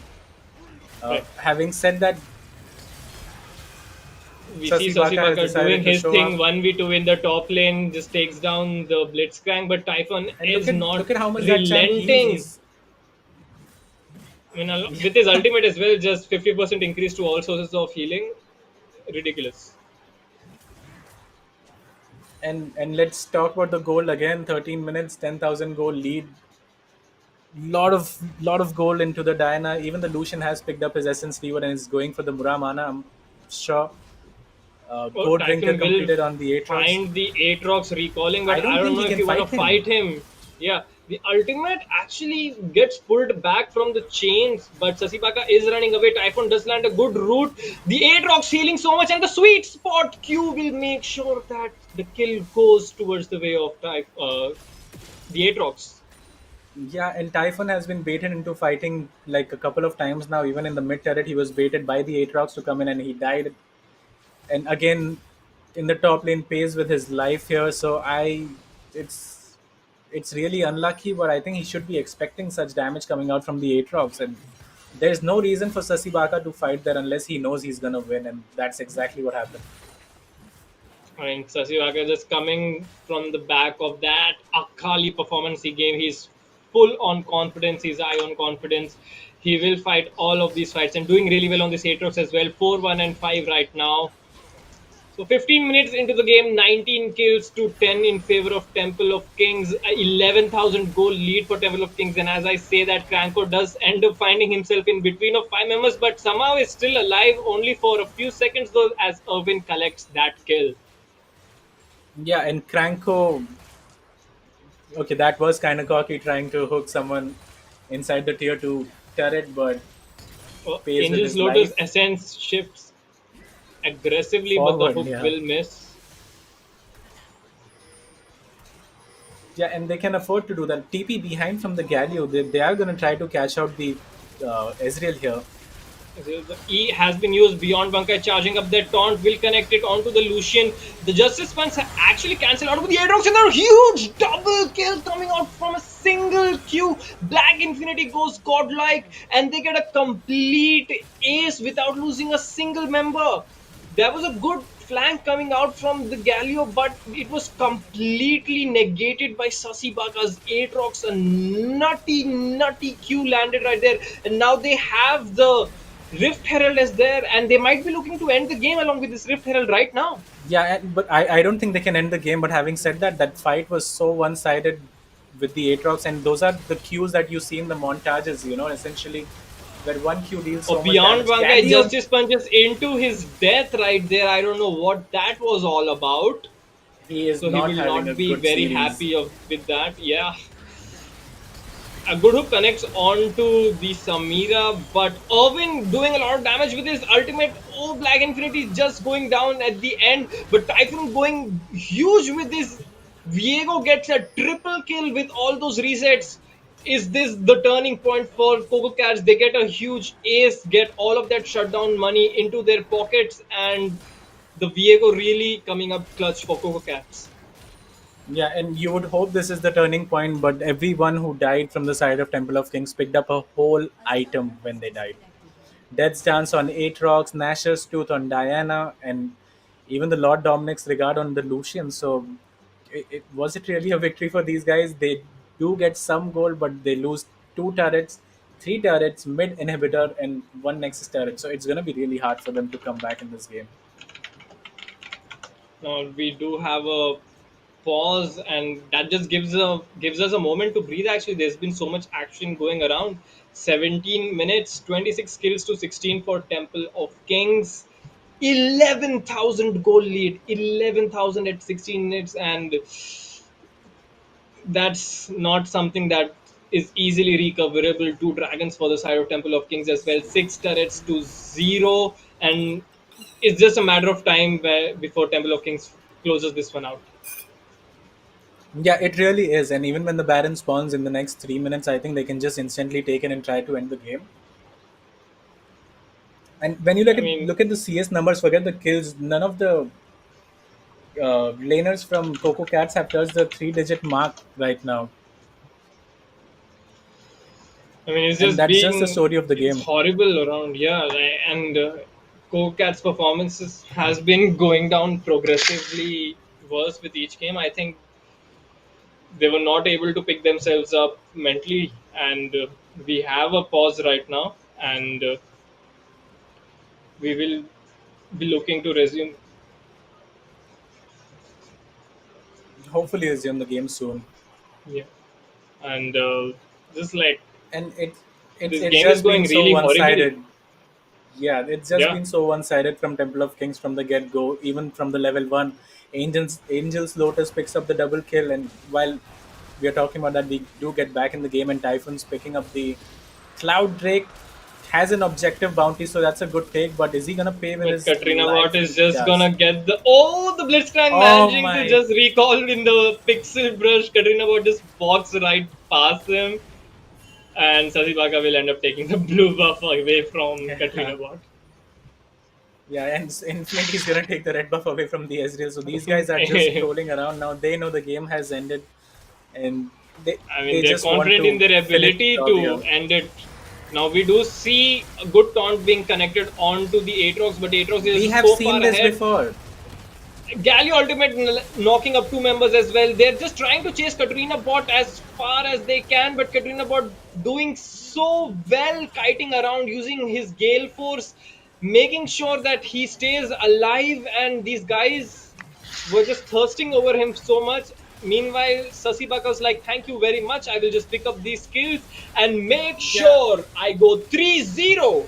Temple of Kings, your champions for the road to Asian Games, making quick work a sub 20-minute game in the grand finale." And here you go, guys, as most of you would have expected. Temple of Kings going 3-0, and these are the champions, and these members will represent Team India in Asian Games. yeah, and they will represent India. And while we did expect them to win the games, I predicted 3-2. Obviously, it hasn't been that 3-0 and sub 20-minute games. It's just how the games have ended, and the way of victory has been so surprising. 18 minutes, 25 minutes, and all the games look pretty one-sided as well. So a really good I mean, showing coming from the sides of Temple of Kings. if anything, it just looked like Temple of Kings got stronger with each victory. They kept They reducing the did. game time, and looking at the scoreboard, it's just complete annihilation coming out, and Black Infinity going 8-1-11 gets the first item as the Magi Soul Magi Stealer, Soul so Stealer, cocky. yeah. And he's like, I can do this. And he did pull it off, putting out an MVP performance on that Diana. Angel's Lotus doing really well on that. Ezreal played it safe against the Blitzcrank, did not die to him. Sasibaka, well, we keep saying it again and again about him on that Aatrox 9-2-9, showing up clutch in big team fights, turning them around by himself. Katrina Bot, well, you can always expect him to put on a monster shift on that Lucian 7-5-12, and Cranko being everywhere as we're used to seeing him 1-6-12 on that Nautilus. For the side of Coco Cats, we did see a good glimpses from Irvin going 6-6-6, the Devil's number. The Devil wasn't on his side this time, but hard luck for Coco Cats. They did have their moments, but as the series progressed, they just, I think, could not compose themselves mentally, but they did come all the way till the grand finale and gave a fight to Temple of Kings, and they should not be let down with this. Is only the only way you can go is up, and I hope they learn from their mistakes and come back stronger. Yeah, and with I think you've said everything that needed to be said. Temple of Kings will be representing India, and I with that beautiful tournament comes to end, and we will have interviews with the teams actually, both the teams, the losing team and the winning team. So let's see what they have to say about their victory See and about their losses. yeah. I'm hoping to see a good banter coming out from the Temple of Kings camp. I'm gonna definitely ask about what was going on when they were stealing each other's blue buffs and red buffs towards the end, and what the mentality was like when they were up 2-0. And from the side of Coco Cats as well, let's see how what lies in the future for them, because we have seen Coco Cats ending up in grand finales, like semifinals, finals, almost of every tournament. So these guys are good. These guys can up their game a little bit, and they can get on the level of Temple of Kings. And I'm sure that if these guys stay on the grind, they can be the close competitors They for can Temple of Kings in challenge. the They Indian can region. challenge Yes. for sure. Yeah, and they will be looking to improve. They will go back, see how the games went, and improve basically on both the game and their mental state as well. Because the third game looked like they were tilted from game one and two, and it just Hmm. ended so quickly, right? So a lot to learn for Coco Cats, but Temple of Kings, they are used to winning these tournaments, and as the series goes on, they become better, and that's I mean, yeah, they something did really show good that. that they have up their sleeve. Yeah. I mean, Temple of Kings have their work cut out for them as well. These were just the Indian region qualifiers. Now they have to go up against the best teams in Asian region in Asian games. So they'll have to step up on their grind and make sure that they are ready to represent Team India in the Asian games. And as we all know, these Chinese teams, Korean teams, they are no joke. And when they are up against Temple of Kings, we better hope that Temple of Kings can make India proud, and just put up a good competition. And Yeah. unfortunately, I'll have to announce that the interviews for the teams is gonna be put away because players are not available. But I'm pretty sure it's gonna be all laughs and excitement in Temple of Kings camp, whereas Cocats would be motivated for the upcoming tournaments. I think they can keep their head up. They did come to the grand finals and they had a deep run, and I'm pretty sure if they stay together, they're gonna have good things come their way. Yeah, and they had a really good run in the lower bracket as well. They got knocked down, but they got up again, demolished every team that came Pineapple in Cakes, between 12 them minute and Pineapple. victory. Yeah, even Support No Vision, they smacked Support No Vision as well. So both the games they played really well, and with that, I hope they will improve in the future and challenge Temple of Kings. I mean, And good luck to them. that's the final hurdle they have to cross. Like every single tournament, even this tournament, they lost only 2 games, and both of them were against Temple of Kings. So just that little bit, they have to go forward and try to challenge Temple of Kings. Yeah, and that should be their aim now. And these guys are capable and good enough to challenge and win against Temple of Kings. So I really hope they step up in the next tournament, and good luck to them.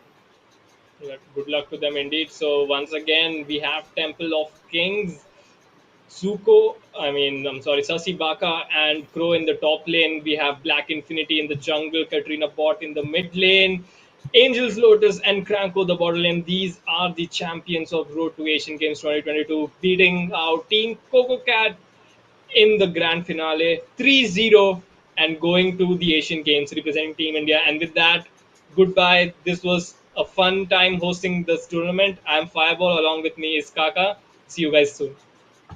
See you guys. Tryna crack this iceberg open till it shatters through the ocean. I wanna make shockwaves.